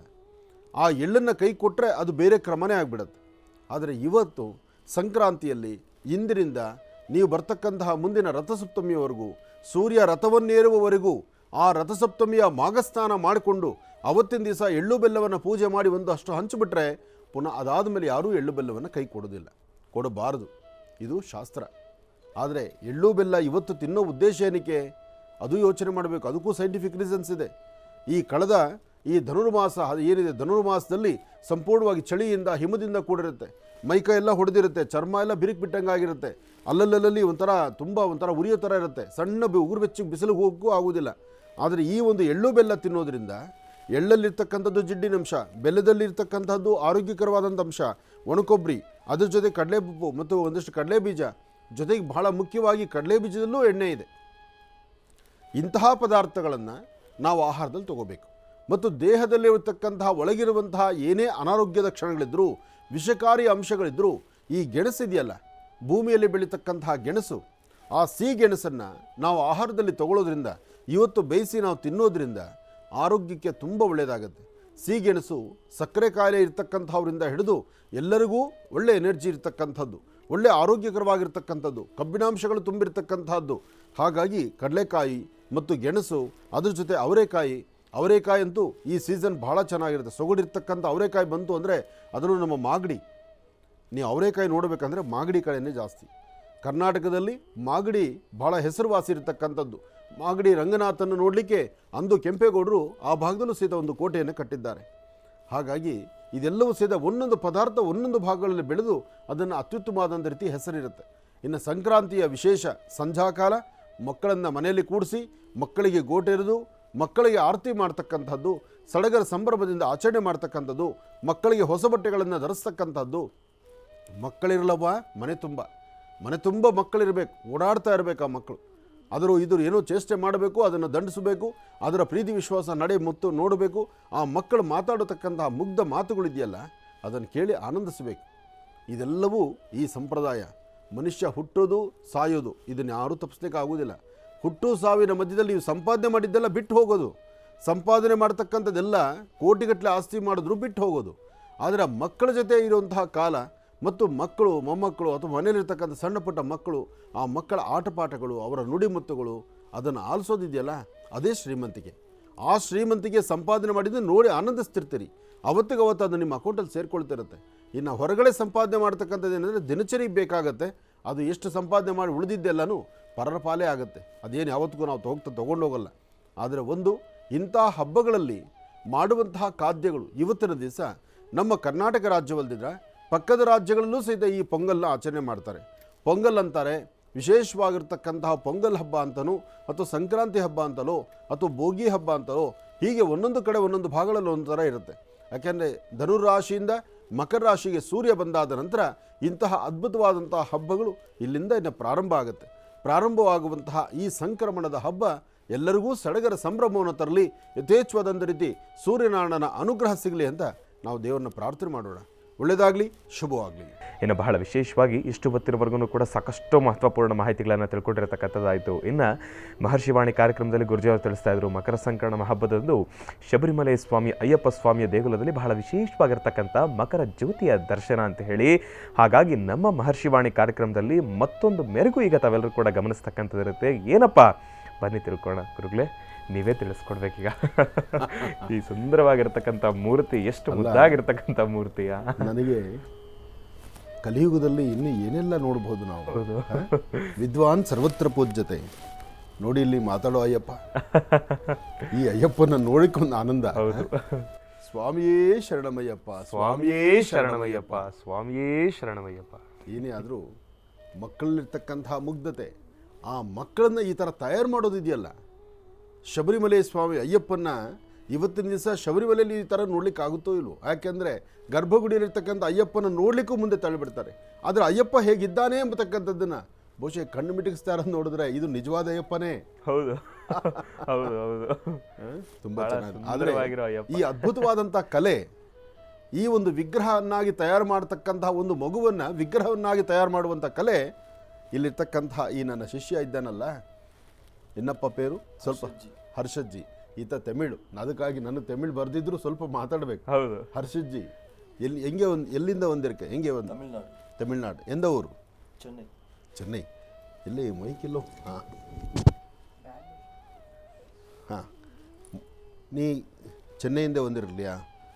நீங்கள் பேரு ಅದೆಲ್ಲ ಹರ್ಷಜ್ಜಿ ಫ್ರಮ್ ಚೆನ್ನೈ. ಒಳ್ಳೆಯದಾಗಲಿ. ನೋಡಿ, ಕಲೆ ಎಂಬತಕ್ಕಂಥದ್ದು ಸಾಧ್ಯವಾದಷ್ಟು ದೇವಾಲಯಗಳು, ದೇವರ ವಿಗ್ರಹಗಳು ಮತ್ತು ವಿಶೇಷವಾಗಿರ್ತಕ್ಕಂಥ ಗುಡಿ ಗೋಪುರಗಳನ್ನು ಮಾಡುವಂತಹ ಆ ವಿದ್ಯೆ ನಮ್ಮ ಪಕ್ಕದ ರಾಜ್ಯ ತಮಿಳುನಾಡಿಗಿದೆ. ಹಾಗಾಗಿ ಅಲ್ಲಿರ್ತಕ್ಕಂತಹ ಕಲಾವಿದರಿಗೆ ಇಂಥವೆಲ್ಲ ಸಾಕಷ್ಟು ಇರುತ್ತೆ. ಆದರೆ ಹರ್ಷಿತ್ಜಿ ಇಂತಹ ಹರ್ಷಿತ್ ಭಾಳಷ್ಟು ವಿಶೇಷವಾಗಿ ಸಾಕಷ್ಟು ದೇವರುಗಳನ್ನು, ಇದು ನಾನು ಇವನ್ನು ಸುಮಾರು ನೋಡಿದ್ದೇನೆ, ಅಂದರೆ ಮೊಬೈಲಲ್ಲಿ ಆಗಿಂದಾಗಲೇ ಬರ್ತಾ ಇರುತ್ತೆ. ಆದರೆ ಈ ಬಾರಿ ನಮ್ಮ ದೇವಾಲಯದಲ್ಲಿ, ನಮ್ಮ ಮಹರ್ಷಿ ಮಂದಿರದಲ್ಲಿ ಅಥವಾ ನಮ್ಮ ಮಹರ್ಷಿವಾಣಿ ಕಾರ್ಯಕ್ರಮದಲ್ಲಿ ಸಾಕಷ್ಟು ದೇವರುಗಳನ್ನು ವಿಶೇಷವಾಗಿ ಅಲಂಕಾರ ಮಾಡತಕ್ಕಂಥದ್ದು, ಅಲಂಕಾರ ಮಾಡಿರೋ ವಿಗ್ರಹಗಳನ್ನು ನೋಡ್ತಾ ಇರ್ತೀರಲ್ಲ, ಅದೆಲ್ಲ ಚೇತನ್ ಅಂತ. ಆ ಚೇತನ್ ಎಂಬತಕ್ಕಂತಹ ವ್ಯಕ್ತಿ ತಾನು ಈ ತರಹ ದೇವರುಗಳಿಗೆ ವಿಶೇಷವಾದ ಅಲಂಕಾರವನ್ನು ಮಾಡಿ ಈಗಾಗಲೇ ಒಳ್ಳೆ ಹೆಸರು ಮಾಡಿದ್ದಾನೆ ನಮ್ಮ ಕರ್ನಾಟಕ ರಾಜ್ಯದಲ್ಲಿ. ಚೇತನ್ನ ಸುಪುತ್ರ ಈತ. ಈತನ ಹೆಸರೇನು? ಈ ಅಯ್ಯಪ್ಪ ಈಗ ಮಾತಾಡಲ್ಲ, ಅಯ್ಯಪ್ಪ ನಾವಲ್ಲಿ ಮಾತಾಡಿಸ್ತೇನೆ. ಈ ಅಯ್ಯಪ್ಪನ ವಯಸ್ಸಿಗೆ ಮೀರಿದಂತಹ ಅಲಂಕಾರ, ಅಂದರೆ ಆ ಮಗುವಲ್ಲ ಆ ಕಳೆ ತುಂಬ ಚೆನ್ನಾಗಿದೆ. ನಾನು ತಮಿಳು ಜಾಸ್ತಿ ಮಾತಾಡಬಾರ್ದು, ಯಾಕೆಂದರೆ ಕರ್ನಾಟಕ ಅಲ್ವಾ ಇದು. ಆದ್ರೆ ತಮಿಳು ನನಗೆ ಮಾತಾಡೋಕ್ಕೆ ಬರಲ್ಲ. ಅಬ್ರಿ ಭಾಳ ಚೆನ್ನಾಗಿದೆ, ತುಂಬ ಚೆನ್ನಾಗಿದೆ. ಆದರೆ ಆ ಅಲಂಕಾರ, ಪೇಟ ಮತ್ತು ಹಿಂದೆ ಹೇರ್ಸು, ಕೇರಳಗೆ ಅಲ್ಲಿನ ಅಯ್ಯಪ್ಪ ಹೇಗಿರಬೇಕು ಹಾಗೆ ಇದ್ದ. ಹೌದು, ಬಹಳ ಮುಗ್ಧತೆ ಇದೆ ಆ ಮುಖದಲ್ಲೂ ಅಷ್ಟೇ. ಆ ಮಗುವಿನ ಮುಖದಲ್ಲೂ ಆ ಮಂದಹಾಸ, ಆ ನಗುಮುಖ. ಶಬರಿಮಲೆಗೆ ಇವತ್ತಿನ ದಿವಸ ಎಲ್ಲರೂ ಸಹಿತ ಹೊರಟು ಅಯ್ಯಪ್ಪನ ಹತ್ತಿರದಿಂದ ದರ್ಶನ ಮಾಡೋದು ಒಂದು, ಆದರೆ ಈ ಪ್ರಕಾರವಾಗಿ ಅಯ್ಯಪ್ಪನ ಇಲ್ಲಿ ತೋರಿಸ್ಬೇಕು ಅಂತ ಹೇಳಿ ಅಲ್ಲಿಂದ ಇಲ್ಲಿ ತನಕ ರೆಡಿ ಮಾಡಿಕೊಂಡು ನಮಗೆ ಸಮಯಕ್ಕೆ ಬಂದಿದ್ದಾರಲ್ಲ, ಅದು ನೇರ ಪ್ರಸಾದ ಸಮಯಕ್ಕೆ ಬಂದಿರತಕ್ಕಂಥದ್ದು ವಿಶೇಷವೇ ಸರಿ. ಸ್ವಾಮಿಯೇ ಶರಣಮಯ್ಯಪ್ಪ, ಸ್ವಾಮಿಯೇ ಶರಣಮಯ್ಯಪ್ಪ, ಸ್ವಾಮಿಯೇ ಶರಣಮಯ್ಯಪ್ಪ. ಇದರ ಇನ್ನಷ್ಟು ಭಂಗಿಗಳಿದೆ. ಅಯ್ಯಪ್ಪ ಕೂತ್ಕೊಳ್ಳೋದು ಹೇಗಿದೆಯೋ ಹಾಗೇ ಕೂರಬೇಕು. ಅಯ್ಯಪ್ಪನ ಹೇಗೆ ನಾವು ಶಬರಿಮಲೆಯಲ್ಲಿ ಆ ಅಯ್ಯಪ್ಪನ ಮೂರ್ತಿ ವಿಗ್ರಹ ಇದೆಯೋ ಹಾಗೇ ಇರಬೇಕು. ಆದರೆ ನಮಗೆ ಲೈವ್ ಅಲ್ವಾ ಇದು, ನೇರ ಪ್ರಸಾರ. ಆ ಸಮಯ ಮಧ್ಯದಲ್ಲಿ ಎಷ್ಟು ಸಮಯ ಇರುತ್ತೋ ಅಷ್ಟರಲ್ಲಿ ಇಷ್ಟು ಬಹುಶಃ ನನಗನ್ಸುತ್ತೆ ಈ ಬ್ರೇಕ್ ಆದಮೇಲೆ ನಮ್ಮ ಅಯ್ಯಪ್ಪನನ್ನ ಇನ್ನೂ ಸುಂದರವಾಗಿ ಶಬರಿಮಲೆಯಲ್ಲಿ ಹೇಗಿದ್ದಾನೋ ಹಾಗೇ ನೋಡ್ಬೋದು. ನೋಡೋಂಗಾಗಲಿ, ಎಲ್ಲರೂ ಕಣ್ಣು ಕಟ್ಟುವಂಥ ರೀತಿ. ಮನೆಯಲ್ಲಿ ಒಬ್ಬ ಮಗು ಇದ್ದರೆ ಆ ಮಗು ಈ ಥರ ಎಲ್ಲ ಅಲಂಕಾರ ಮಾಡುವಂಥ ಪದ್ಧತಿಗಳಿದೆಯಲ್ಲ. ಸಣ್ಣ ಮಗು ಇದ್ದರೆ ರಾಧಾಕೃಷ್ಣ ಮಾಡ್ತೀವಿ, ರಾಮನ ಮಾಡ್ತೀವಿ, ಜೊತೆಗೆ ವೆಂಕಟೇಶ್ವರನ ಮಾಡ್ತೀವಿ, ಹನುಮನ ಮಾಡ್ತೀವಿ ಎಲ್ಲ. ಮತ್ತು ಅದರಲ್ಲೂ ಮಂತ್ರಾಲಯ ಪ್ರಭುಗಳಾಗಿರ್ತಕ್ಕಂಥ ರಾಘವೇಂದ್ರ ಸ್ವಾಮಿಗಳನ್ನು ಮಾಡ್ತೀವಿ. ಮಕ್ಕಳಿರಬೇಕು ಮನೆಗೆ, ಮಕ್ಕಳಿರಲವ ಮನೆ ತುಂಬ. ಆಗ ಹೇಳಿದೆ ನನ್ನ ಮಾತು, ಆ ಮಾತು ಈಗ ನೋಡಿ. ಈ ಮಗುವಿಗೆ ಜನ್ಮ ಕೊಟ್ಟಂತಹ ಇವರ ತಂದೆ ತಾಯಿ ಇವತ್ತಿನ ಈ ದೃಶ್ಯವನ್ನು ನೋಡಿ ಎಷ್ಟು ಆನಂದಿಸ್ತಿರ್ತಾರೆ. ಅದಕ್ಕೆ ಹೇಳೋದು, ಮಕ್ಕಳಿದ್ದರೆ ಇದೆಲ್ಲವೂ ಸಾಧ್ಯ. ಆದರೆ ಇತ್ತೀಚೆಗೆ ಹಿಂದಿತ್ತು ಆರ್ತಿಗೊಂದು ಕೀರ್ತಿಗೊಂದು. ಆದರೆ ಇವತ್ತೇನಾಗಿಬಿಟ್ಟಿದೆ, ಆರ್ತಿಗಾದ್ರೂ ಒಂದೇ, ಕೀರ್ತಿಗಾದ್ರೂ ಒಂದೇ. ಅದು ಹಿಂದಕ್ಕೆ ನಿಂತೋಯ್ತು. ಇನ್ನು ಮುಂದಿನ ದಿನಗಳಲ್ಲಿ ಹೌದು. ಪಕ್ಕದ ಮನೆ ಮಗು ಇದೆಯಲ್ಲ, ಅದು ಆಡ್ತಾ ಇದೆಯಲ್ಲ, ಅದು ನೋಡಿ ನಾವು ಆನಂದಿಸೋದು. ಏನು ಪರಿಸ್ಥಿತಿ ಬಂತೋ ಏನೋ. ಇರಲಿ, ಅಯ್ಯಪ್ಪ ಎಲ್ಲರಿಗೂ ಅನುಗ್ರಹ ಕೊಡಲಿ. ಸ್ವಾಮಿಯೇ ಶರಣಮಯ್ಯಪ್ಪ, ಸ್ವಾಮಿಯೇ ಶರಣಮಯ್ಯಪ್ಪ, ಸ್ವಾಮಿಯೇ ಶರಣಮಯ್ಯಪ್ಪ. ಇವತ್ತು ನಮ್ಮ ಕ್ಯಾಮ್ರಾದವರು ಸಹಿತ ನಮ್ಮನ್ನು ಬಿಟ್ಟುಬಿಟ್ರು. ಬರೀ ಅಯ್ಯಪ್ಪನ್ನೇ ಜೂಮ್ ಹಾಕ್ತಾ ಇದ್ದಾರೆ, ಅಯ್ಯಪ್ಪನ್ನೇ ತೋರಿಸ್ತಾ ಇದ್ದಾರೆ. ತೋರಿಸ್ಬೇಕು. ಇವತ್ತು ಅಯ್ಯಪ್ಪಂದೇ ಪ್ರಪಂಚ ವಿಶೇಷವಾಗಿ ಕಾಣಬೇಕು. ಯಾಕೆಂದ್ರೆ ಇಷ್ಟು ಅದ್ಭುತವಾದಂಥ ಅಲಂಕಾರ ಮಾಡಿಕೊಂಡು ಅದರಲ್ಲಿ ಆತನ ಸೌಮ್ಯ ಮತ್ತು ಯಾವ ಮಕ್ಕಳು ಸಹಿತ ಹೀಗೆ ಇಷ್ಟೊತ್ತಿನ ಕೂರ್ಲಿಕ್ಕಾಗಲ್ಲ. ಹೌದು ಹೌದು. ಆದ್ರೆ ಅವ್ರನ್ನವರು ಸಂಪೂರ್ಣ ನನಗನ್ಸುತ್ತೆ ಅಯ್ಯಪ್ಪನೇ ಬಂದು ಕೂತ್ಕೊಂಡ್ಬಿಟ್ನೇನೋ ಹೃದಯದಲ್ಲಿ. ಅಲಂಕಾರ ಮಾಡ್ಕೊಳ್ಳೋದು ಸುಮ್ಮನೆ ಅಲ್ಲ, ಅಲಂಕಾರ ಮಾಡ್ಕೊಂಡು ಅದರಂತೆ ಆ ಒಳಗಡೆ ಅಯ್ಯಪ್ಪನ ತಂದುಕೊಳ್ಬೇಕು. ಯಾವುದೇ ಒಂದು ಅಲಂಕಾರ ಮಕ್ಕಳಿಗೆ ಮಾಡಿದ್ರು ಆ ಅಲಂಕಾರದಲ್ಲಿ ಏನು ಸ್ವಾರಸ್ಯಕರವಾದಂಥ ವಿಚಾರ ಇದೆಯಲ್ಲ, ಯಾವ ದೇವರನ್ನು ನಾವು ಅನುಕರಿಸಿರ್ತೀವಿ, ಯಾವ ದೇವರ ಒಂದು ವಿಶೇಷವಾಗಿರ್ತಕ್ಕಂಥ ಪಾತ್ರವನ್ನು ನಾವು ಹಾಕ್ಕೊಳ್ತೀವಿ, ಆ ಪಾತ್ರ ಸಂಪೂರ್ಣವಾಗಿ ತಾನು ಅದನ್ನು ಅನುಭವಿಸ್ಬೇಕು, ಒಳಗಡೆ ಅಯ್ಯಪ್ಪನ ತಂದುಕೊಳ್ಬೇಕು. ಅದು ದೊಡ್ಡವ್ರಿಗೆ ಸಾಧ್ಯ, ಇಂಥ ಮಕ್ಕಳಿಗೆ ಹೇಗೆ ಸಾಧ್ಯ? ಆದರೆ ಮಕ್ಕಳಲ್ಲೂ ಸಹಿತ ಆ ಮನಸ್ಥಿತಿ ಬಂದ್ಬಿಡುತ್ತೆ. ಅಂದರೆ ಆ ದೈವದ ಸಾನ್ನಿಧ್ಯ ಅಲ್ಲಿ ಬಂದ್ಬಿಡುತ್ತೆ. ಆ ಸಾನ್ನಿಧ್ಯ ಬಂದಿದ್ದರಿಂದನೇ ಶಬರಿಮಲೆ ಸ್ವಾಮಿ ಅಯ್ಯಪ್ಪ ಇವತ್ತಿನ ದಿವಸ ನಾನು ಅಂದ್ಕೊಂಡು ಇವತ್ತು ಮಕರ ಸಂಕ್ರಾಂತಿ ಒಂದು ಅಯ್ಯಪ್ಪನ ವಿಗ್ರಹ ಬಂದಿದ್ದರೆ ಆ ವಿಗ್ರಹ ಇಲ್ಲಿಟ್ಟು ಪೂಜಿಸ್ಬೋದಾಗಿತ್ತಲ್ಲ ಅಂತ. ಮಕ್ಕಳನ್ನು ಪೂಜೆ ಮಾಡೋರಲ್ಲಿ ತಪ್ಪಲ್ಲ, ಮಕ್ಕಳೇ ದೇವರು. ಆ ದೇವರು ಮಕ್ಕಳ ರೂಪದಲ್ಲಿ ಇವತ್ತಿನ ದಿವಸ ಅಯ್ಯಪ್ಪ ಶಬರಿಮಲೆಯಿಂದ ನಮ್ಮ ಕರ್ನಾಟಕಕ್ಕೆ, ನಮ್ಮ ಮಹರ್ಷಿವಾಣಿ ಕಾರ್ಯಕ್ರಮಕ್ಕೆ ಎಲ್ಲರೂ ನೋಡೋದಕ್ಕೆ, ಎಲ್ಲರ ಕಣ್ಗಳಿಗೂ ಆನಂದ ಕೊಡಲಿ ಅಂತ ಇಲ್ಲಿ ಬನ್ನೋ ಏನು. ಹಾಗಾಗಿ ಇವತ್ತಿನ ದಿವಸ ಎಲ್ಲರೂ ಸಹಿತ ಮನೆಗಳಲ್ಲಿ ವಿಶೇಷವಾಗಿ ಸಂಕ್ರಾಂತಿ ಹಬ್ಬವನ್ನು ಆಚರಣೆ ಮಾಡ್ತಾ ಇದ್ದೀರಿ. ಗೋವುಗಳನ್ನು ಮತ್ತು ಅದರಲ್ಲೂ ಎತ್ತುಗಳಿಗೆ ವಿಶೇಷವಾದ ಅಲಂಕಾರವನ್ನು ನಡೆಸ್ತಾ ಇದ್ದೀರಿ. ಸಾಕಷ್ಟು ವಿಶೇಷವಾಗಿರ್ತಕ್ಕಂಥ ಎಳ್ಳು ಬೆಲ್ಲ ಮತ್ತು ವಿಶೇಷವಾಗಿ ಪದಾರ್ಥಗಳನ್ನು ಮಾಡ್ತಾ ಇದ್ದೀರಿ. ಪೊಂಗಲ್ ಮಾಡಿ ಭಗವಂತನಿಗೆ ನೈವೇದ್ಯ ಮಾಡ್ತಿದ್ದೀರಿ. ಎಲ್ಲರಿಗೂ ಅನುಗ್ರಹ ಕೊಡುವಂಥದ್ದಾಗಲಿ, ನಿಮ್ಮ ನಿಮ್ಮ ಮನೋಕಾಮನೆಗಳು ಬೇಗ ಸಿದ್ಧಿ ಆಗುವಂಥದ್ದಿರಲಿ. ಇನ್ನು ಇವತ್ತಿನ ದಿವಸ ಯಾರೆಲ್ಲ ಕುಂಭಮೇಳದ ಬಗ್ಗೆ ಇನ್ನೂ ನಿಮ್ಮ ಚಿಂತನೆ ಇದೆಯೋ, ಯಾರೆಲ್ಲ ಹೊರಡೋದಕ್ಕೆ ನೀವು ಪ್ರಯಾಣ ಸಿದ್ಧರಾಗ್ತಿದ್ದೀರೋ, ಅದರ ವ್ಯವಸ್ಥೆಗಳನ್ನು ಜವಾಬ್ದಾರಿಯುತವಾಗಿ ನೋಡಿಕೊಂಡು ಪ್ರಯಾಣವನ್ನು ಬೆಳೆಸಿ. ಯಾಕೆಂದರೆ ಸುಮಾರು 10,000 ಎಕರೆನಲ್ಲಿ 10,000 ಎಕರೆನಲ್ಲಿ ವ್ಯವಸ್ಥಿತವಾದಂತಹ ಕುಟೀರಗಳಿದೆ. ಸುಮಾರು 1,800 ಅಂದರೆ ಸುಮಾರು 18,000 ಅಥವಾ ಈ ತರಹ ಒಂದಷ್ಟು ವಿಶೇಷವಾಗಿರ್ತಕ್ಕಂಥದ್ರಲ್ಲಿ ಸಾಕಷ್ಟು ಪಾರ್ಕಿಂಗ್ ವ್ಯವಸ್ಥೆನೂ ಇದೆ. ಪಾರ್ಕಿಂಗ್ ವ್ಯವಸ್ಥೆ ಇದೆ, ಅದರ ಜೊತೆಗೆ ಬೇಕಾದಷ್ಟು ಆ ಕುಂಭಮೇಳದ ವ್ಯವಸ್ಥೆಗಳಿದೆ. ಇದೆಲ್ಲದರ ಮಧ್ಯದಲ್ಲಿ ನಾವು ಹೋಗಿ ಅಲ್ಲಿನ ಒಂದು ಸಾನ್ನಿಧ್ಯದಲ್ಲಿ ಸ್ನಾನ ಮಾಡೋದು, ಆ ಪರಮ ಪವಿತ್ರವಾಗಿರ್ತಕ್ಕಂಥ ಪುಣ್ಯಸ್ಥಾನ. ಸುಮಾರು 144 ವರ್ಷಗಳ ಆ ಒಂದು 144 ವರ್ಷಗಳ ಹಿಂದೆ ಏನಿತ್ತೋ, ಯಾವ ಮುಹೂರ್ತ ಇತ್ತೋ, ಯಾವೆಲ್ಲ ಗ್ರಹಗಳ ಕೂಟವಿತ್ತೋ, ಅಂತಹ ಅದ್ಭುತವಾದಂಥ ಕಾಲ ಇದು ಈ ಕುಂಭಮೇಳ ಅಂತ ಹೇಳ್ತಾರೆ. ಹಾಗಾಗಿ ಸಾಕಷ್ಟು ಜನ ಸಾಧು ಸಂತರು ಜೊತೆಗೆ ಇವತ್ತು ಅಯೋಧ್ಯಾನಗರವಾಸಿ ಪ್ರಭು ಶ್ರೀ ರಾಮಚಂದ್ರನ ಆಲಯ ಅಲ್ಲಾಗಬೇಕಾದ್ರೆ ಅಲ್ಲಿನ ಆಲಯಕ್ಕೆ, ಇಲ್ಲಿ ಆಲಯ ಇತ್ತು, ಇಲ್ಲಿ ರಾಮ ಹುಟ್ಟಿದ್ದ, ಅದು ಆಧಾರಗಳಿದೆ, ಅದರ ಒಂದು ಕುರುಹುಗಳಿತ್ತು ಅಂಥೇಳಿ ಅದನ್ನು ನ್ಯಾಯಾಧೀಶರ ಮುಂದೆ ಆ ಒಂದು ವಿಶೇಷವಾಗಿರ್ತಕ್ಕಂಥ ಪದಗಳನ್ನು ಅಲ್ಲಿ ವಿಶ್ಲೇಷಣೆ ಮಾಡಿ ಹೇಳಿದ್ರಿಂದ ನಮಗೆ ನ್ಯಾಯ ಸಿಕ್ಕಂಗಾಯಿತು. ಅಂಥ ಸಂತರೂ ಸಹಿತ ಇವತ್ತು ಕುಂಭಮೇಳಕ್ಕೆ ಬಂದಿದ್ದಾರೆ. ಅವರಿಗೆ ಕಣ್ಗಳಿಲ್ಲ, 2 ಕಣ್ಣುಗಳಿಲ್ದಿದ್ದರೂ ಸಹಿತ ಅವರ ಬರಹಗಳು, ಅವರ ಕೃತಿಗಳು ಸಾಕಷ್ಟು ಇದೆ. ಅಂತಹ ಕೃತಿಗಳನ್ನು, ಬರಹಗಳನ್ನು ಬರೆದಿರ್ತಕ್ಕಂತಹ ಶ್ರೀಗಳು ಇವತ್ತು ಕುಂಭಮೇಳದಲ್ಲಿದ್ದಾರೆ. ಎಲ್ಲ ಕಡೆಯಿಂದ ಬಂದಿರತಕ್ಕಂಥ ಸಾಧು ಸಂತರ ಮಧ್ಯದಲ್ಲಿ ವಿಶೇಷವಾಗಿರ್ತಕ್ಕಂಥ ಆರಾಧನೆ ನಡೀತಾ ಇದೆ. ಇಂತಹ ಅದ್ಭುತವಾದಂಥ ಕಾಲ ಎಲ್ಲರಿಗೂ ಶುಭವಾಗಲಿ, ಒಳ್ಳೆಯದಾಗಲಿ. ಮತ್ತು ಅಯ್ಯಪ್ಪ ಸ್ವಾಮಿಗೆ ವಿಶೇಷವಾದಂಥ ಒಂದು ಅನುಷ್ಠಾನ ನಡೆಸೋಣ. ಶಬರಿಮಲೆ ಸ್ವಾಮಿ ಅಯ್ಯಪ್ಪನ ನಾವು ಈಗಾಗಲೇ ಇಲ್ಲಿ ಮಹರ್ಷಿವಾಣಿ ಕಾರ್ಯಕ್ರಮಕ್ಕೆ ಕರೆತಂದಿದ್ದೀವಿ. ದರ್ಶನ ಮಾಡ್ತಾ ಇದ್ದೀರಿ. ಮಕ್ಕಳೇ ದೇವರು, ಆ ಮಗುವೇ ಪುಟ್ಟಾದಂಥ ಈ ಪುಟ್ಟದಂಥ ಕಂದಮ್ಮನೇಲೆ ಕರೆಸಿ ಅಯ್ಯಪ್ಪನ ಅಲಂಕಾರ ಮಾಡಿ ಇಲ್ಲಿ ಕೂಡಿಸಿದ್ದೀವಿ. ಕಣ್ತುಂಬಿಸ್ಕೊಳ್ಳೋಣ, ಇನ್ನಷ್ಟು ವಿಚಾರಗಳನ್ನು ನಾವು ತಿಳ್ಕೊಳ್ಳೋಣ. ಸ್ವಾಮಿಯೇ ಶರಣಮಯ್ಯಪ್ಪ, ಸ್ವಾಮಿಯೇ ಶರಣಮಯ್ಯಪ್ಪ, ಸ್ವಾಮಿಯೇ ಶರಣಮಯ್ಯಪ್ಪ. ಇನ್ನು ಬಹಳ ವಿಶೇಷವಾಗಿ ಈಗ ನಮ್ಮ ಮಹರ್ಷಿವಾಣಿ ಕಾರ್ಯಕ್ರಮಕ್ಕೆ ಆಗಮಿಸಿರ್ತಕ್ಕಂಥ, ಇಲ್ಲಿರ್ತಕ್ಕಂಥ, ನಡೆದಾಡ್ತಕ್ಕಂಥ ಅಯ್ಯಪ್ಪನ ಸ್ವರೂಪ ಇವತ್ತಿನ ದಿವಸ ನಮ್ಮ ಕಾರ್ಯಕ್ರಮದಲ್ಲಿ ಆಗಮಿಸಿರ್ತಕ್ಕಂಥದ್ದಿದೆ. ಮಕರ ಸಂಕ್ರಮಣ ದಿನದಂದು ಅಯ್ಯಪ್ಪ ಸ್ವಾಮಿಗೆ ಬಹಳ ವಿಶೇಷವಾಗಿರ್ತಕ್ಕಂಥ ಪೂಜಾನುಷ್ಠಾನವನ್ನು ಸಲ್ಲಿಸೋಣ. ಇಂದಿನ ಭಾಗದಲ್ಲಿ ಗುರುಜಿಯವರು ತಿಳಿಸಿದ ಹಾಗೆ ಇವತ್ತಿನ ದಿವಸ ನಮ್ಮ ಕಾರ್ಯಕ್ರಮಕ್ಕೆ ಆಗಮಿಸಿರ್ತಕ್ಕಂಥ ಈ ಒಂದು ಮುದ್ದಾಗಿರ್ತಕ್ಕಂಥ ಅಯ್ಯಪ್ಪನ ನಿಜವಾದ ನಾಮ ಏನಪ್ಪ, ನಿಜವಾದ ಹೆಸರೇನಪ್ಪ ಅಂತಂದರೆ ನಿತ್ವಿಕ್ ಅಂತ ಹೇಳಿ KVS ಫ್ಲವರ್ಸ್ನ ಮಾಲೀಕರಾಗಿರ್ತಕ್ಕಂಥ ಚೇತನ್ರವರ ಸುಪುತ್ರರು ಇವರಾಗಿದ್ದಾರೆ. ಬಹಳ ಮುದ್ದಾಗಿರ್ತಕ್ಕಂಥ ಒಂದು ಅಯ್ಯಪ್ಪನ ವೇಷಾಧಾರವನ್ನು ಮಾಡ್ಕೊಂಡಿರ್ತಕ್ಕಂಥದ್ದು, ಅಯ್ಯಪ್ಪನ ಸ್ವರೂಪದಲ್ಲಿ ಇವತ್ತಿನ ದಿವಸ ನಮ್ಮ ಮಹರ್ಷಿವಾಣಿ ಕಾರ್ಯಕ್ರಮಕ್ಕೆ ಆಗಮಿಸಿರ್ತಕ್ಕಂಥದ್ದು. ಈ ಒಂದು ಸ್ವರೂಪದ ಸಂಪೂರ್ಣವಾಗಿರ್ತಕ್ಕಂಥ ಒಂದಿಷ್ಟು ಕಲೆ ಚೆನ್ನೈನಿಂದ ಆಗಮಿಸಿರ್ತಕ್ಕಂಥ ಈ ಎಲ್ಲ ಸಿಬ್ಬಂದಿ ವರ್ಗ ಇವರೆಲ್ಲರಿಗೂ ಕೂಡ ಅಯ್ಯಪ್ಪ ಸ್ವಾಮಿ ಅನುಗ್ರಹ ಸದಾಕಾಲ ಇರಲಿ ಅಂತ ಹೇಳಿ ನಾನು ಕೂಡ ಪ್ರಾರ್ಥನೆಯನ್ನು ಮಾಡ್ತಾ ಇನ್ನ ಈಗ ಬನ್ನಿ ಕಾರ್ಯಕ್ರಮದಲ್ಲಿ ಪೂಜಾನುಷ್ಠಾನವನ್ನು ಪ್ರಾರಂಭ ಮಾಡೋಣ. ಗುರುಗಳೇ, ಪೂಜಾನುಷ್ಠಾನವನ್ನು ಪ್ರಾರಂಭ ಮಾಡೋಣ. ಇದು ಅಯ್ಯಪ್ಪನ ಪೂಜೆಯೋ ತಾಯಿ ಮಹಾಲಕ್ಷ್ಮಿಗೆ ಪೂಜೆಯೋ ಹೌದು. ಮಕರ ಸಂಕ್ರಾಂತಿ ವಿಶೇಷವಾಗಿರ್ತಕ್ಕಂಥ ಪರ್ವಕಾಲದ ಪೂಜೆ ಹೌದು. ಏನೇ ಆದರೂ ಮಕ್ಕಳು ಸಹಿತ ದೇವರಲ್ವ. ಸ್ವಾಮಿಯೇ ಶರಣಮಯ್ಯಪ್ಪ, ಸ್ವಾಮಿಯೇ ಶರಣಮಯ್ಯಪ್ಪ, ಸ್ವಾಮಿಯೇ ಶರಣಮಯ್ಯಪ್ಪ. ಮಹಾಲಕ್ಷ್ಮೀ ನಮಃ, ಸರ್ವಮಂಗಳೇ ನಮಃ, ಲಲಿತಾಯ ನಮಃ, ದುರ್ಗಾಯ ನಮಃ, ಗಣಪತಿ ನಮಃ, ಸರಸ್ವತಿ ನಮಃ, ಲಲಿತಾಯ ನಮಃ, ಮಹಾಮೂರ್ತಿ ನಮಃ, ಶ್ರೀ ಧರ್ಮಶಾಸ್ತಾಯ ನಮಃ, ಹರಿಹರ ಪುತ್ರ ಶ್ರೀ ಅಯ್ಯಪ್ಪ ಸ್ವಾಮಿ ದೇವತಾಭ್ಯೋ ನಮಃ. ಅಯ್ಯಪ್ಪನಿಗಂತೂ ನೋಡ್ಲಿಕ್ಕೆ ಆ ಪುಷ್ಪವನ್ನು ಮೇಲೆ ಹಾಕೋದು ಒಂದು ಆನಂದವೇ. ನಮಗೆ ಸ್ವಲ್ಪ ಸಮಯ ಕೊಟ್ಟು ನಮ್ಮ ಮಗುನ ಹಿಂಗೆ ರೆಡಿ ಮಾಡ್ಕೊಂಡು ಬರ್ತೀನಿ ಅಂತ ಹೇಳಿದರೆ ನಮ್ಮ ಸೆಟ್ಟಲ್ಲಿ ಅಂದರೆ ಈ ಮಹರ್ಷಿವಾಣಿ ಕಾರ್ಯಕ್ರಮದಲ್ಲಿ, ಮಹರ್ಷಿವಾಣಿ ಕಾರ್ಯಕ್ರಮ ಇದು ಕಾರ್ಯಕ್ರಮವಲ್ಲ, ಇದು ದೇವಾಲಯ. ಈ ದೇವಾಲಯದಲ್ಲಿ ಈ ಮಗು ಇನ್ನಷ್ಟು ನಾವು ಆದ್ಯತೆ ಕೊಡ್ಬೋದಾಗಿತ್ತು, ಕೊಡ್ತೀವಿ. ಯಾಕೆಂದರೆ ಮಹರ್ಷಿವಾಣಿ ಕಾರ್ಯಕ್ರಮ ಅನ್ನೋದಕ್ಕಿಂತ ಜೀ ಕನ್ನಡದಲ್ಲಿ ಈ ವಿಚಾರ ಚೆನ್ನಾಗಿ ಅರ್ಥ ಮಾಡ್ಕೊಳ್ಳಿ. ಜೀ ಕನ್ನಡದಲ್ಲಿ ಯಾರಲ್ಲಿ ಕಲೆ ಇದೆ, ಯಾರಲ್ಲಿ ವಿಶೇಷವಾದ ಜ್ಞಾನ ಇದೆ, ಮಕ್ಕಳಿಂದ ಹಿಡಿದು ವಯಸ್ಸಾಗಿರ್ತಕ್ಕಂತಹ ವೃದ್ಧರವರೆಗೂ ಜೀ ಕನ್ನಡ ಇವರೆಲ್ಲರೂ ಸಹಿತ ಜೀ ಕನ್ನಡದ ಮನೆ ಬಾಗಿಲಿಗೆ ಕರೆತರುತ್ತೆ. ಸಣ್ಣ ಹಳ್ಳಿಗಾಡುಗಳಲ್ಲಿದ್ದರೂ ಸಹಿತ ಕಾಡು ಮೇಡುಗಳಲ್ಲಿದ್ದರೂ ಬಿಡೋದಿಲ್ಲ. ಅಂತಹ ವಿದ್ಯೆ ಕಲೆ ಇರತಕ್ಕಂಥವ್ರನ್ನ ಹುಡುಕಿ ತರುವಂಥ ಕಾಯಕವೇ ನಮ್ಮ ಜೀ ಕನ್ನಡದ ಮುಖ್ಯ ಉದ್ದೇಶ.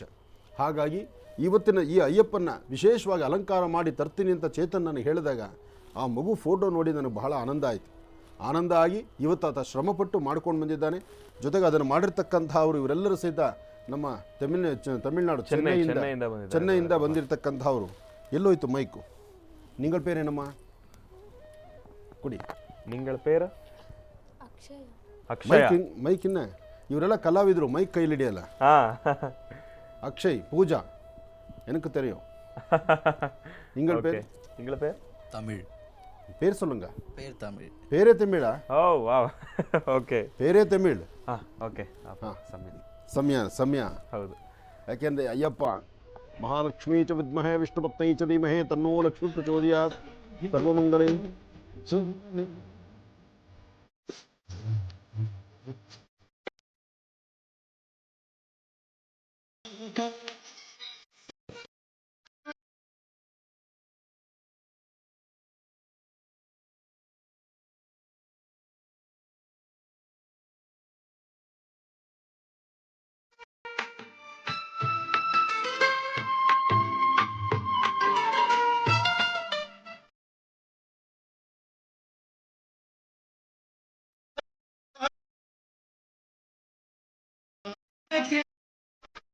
ಅವನು ಕಾಣದ ಮನಕ್ಕೆ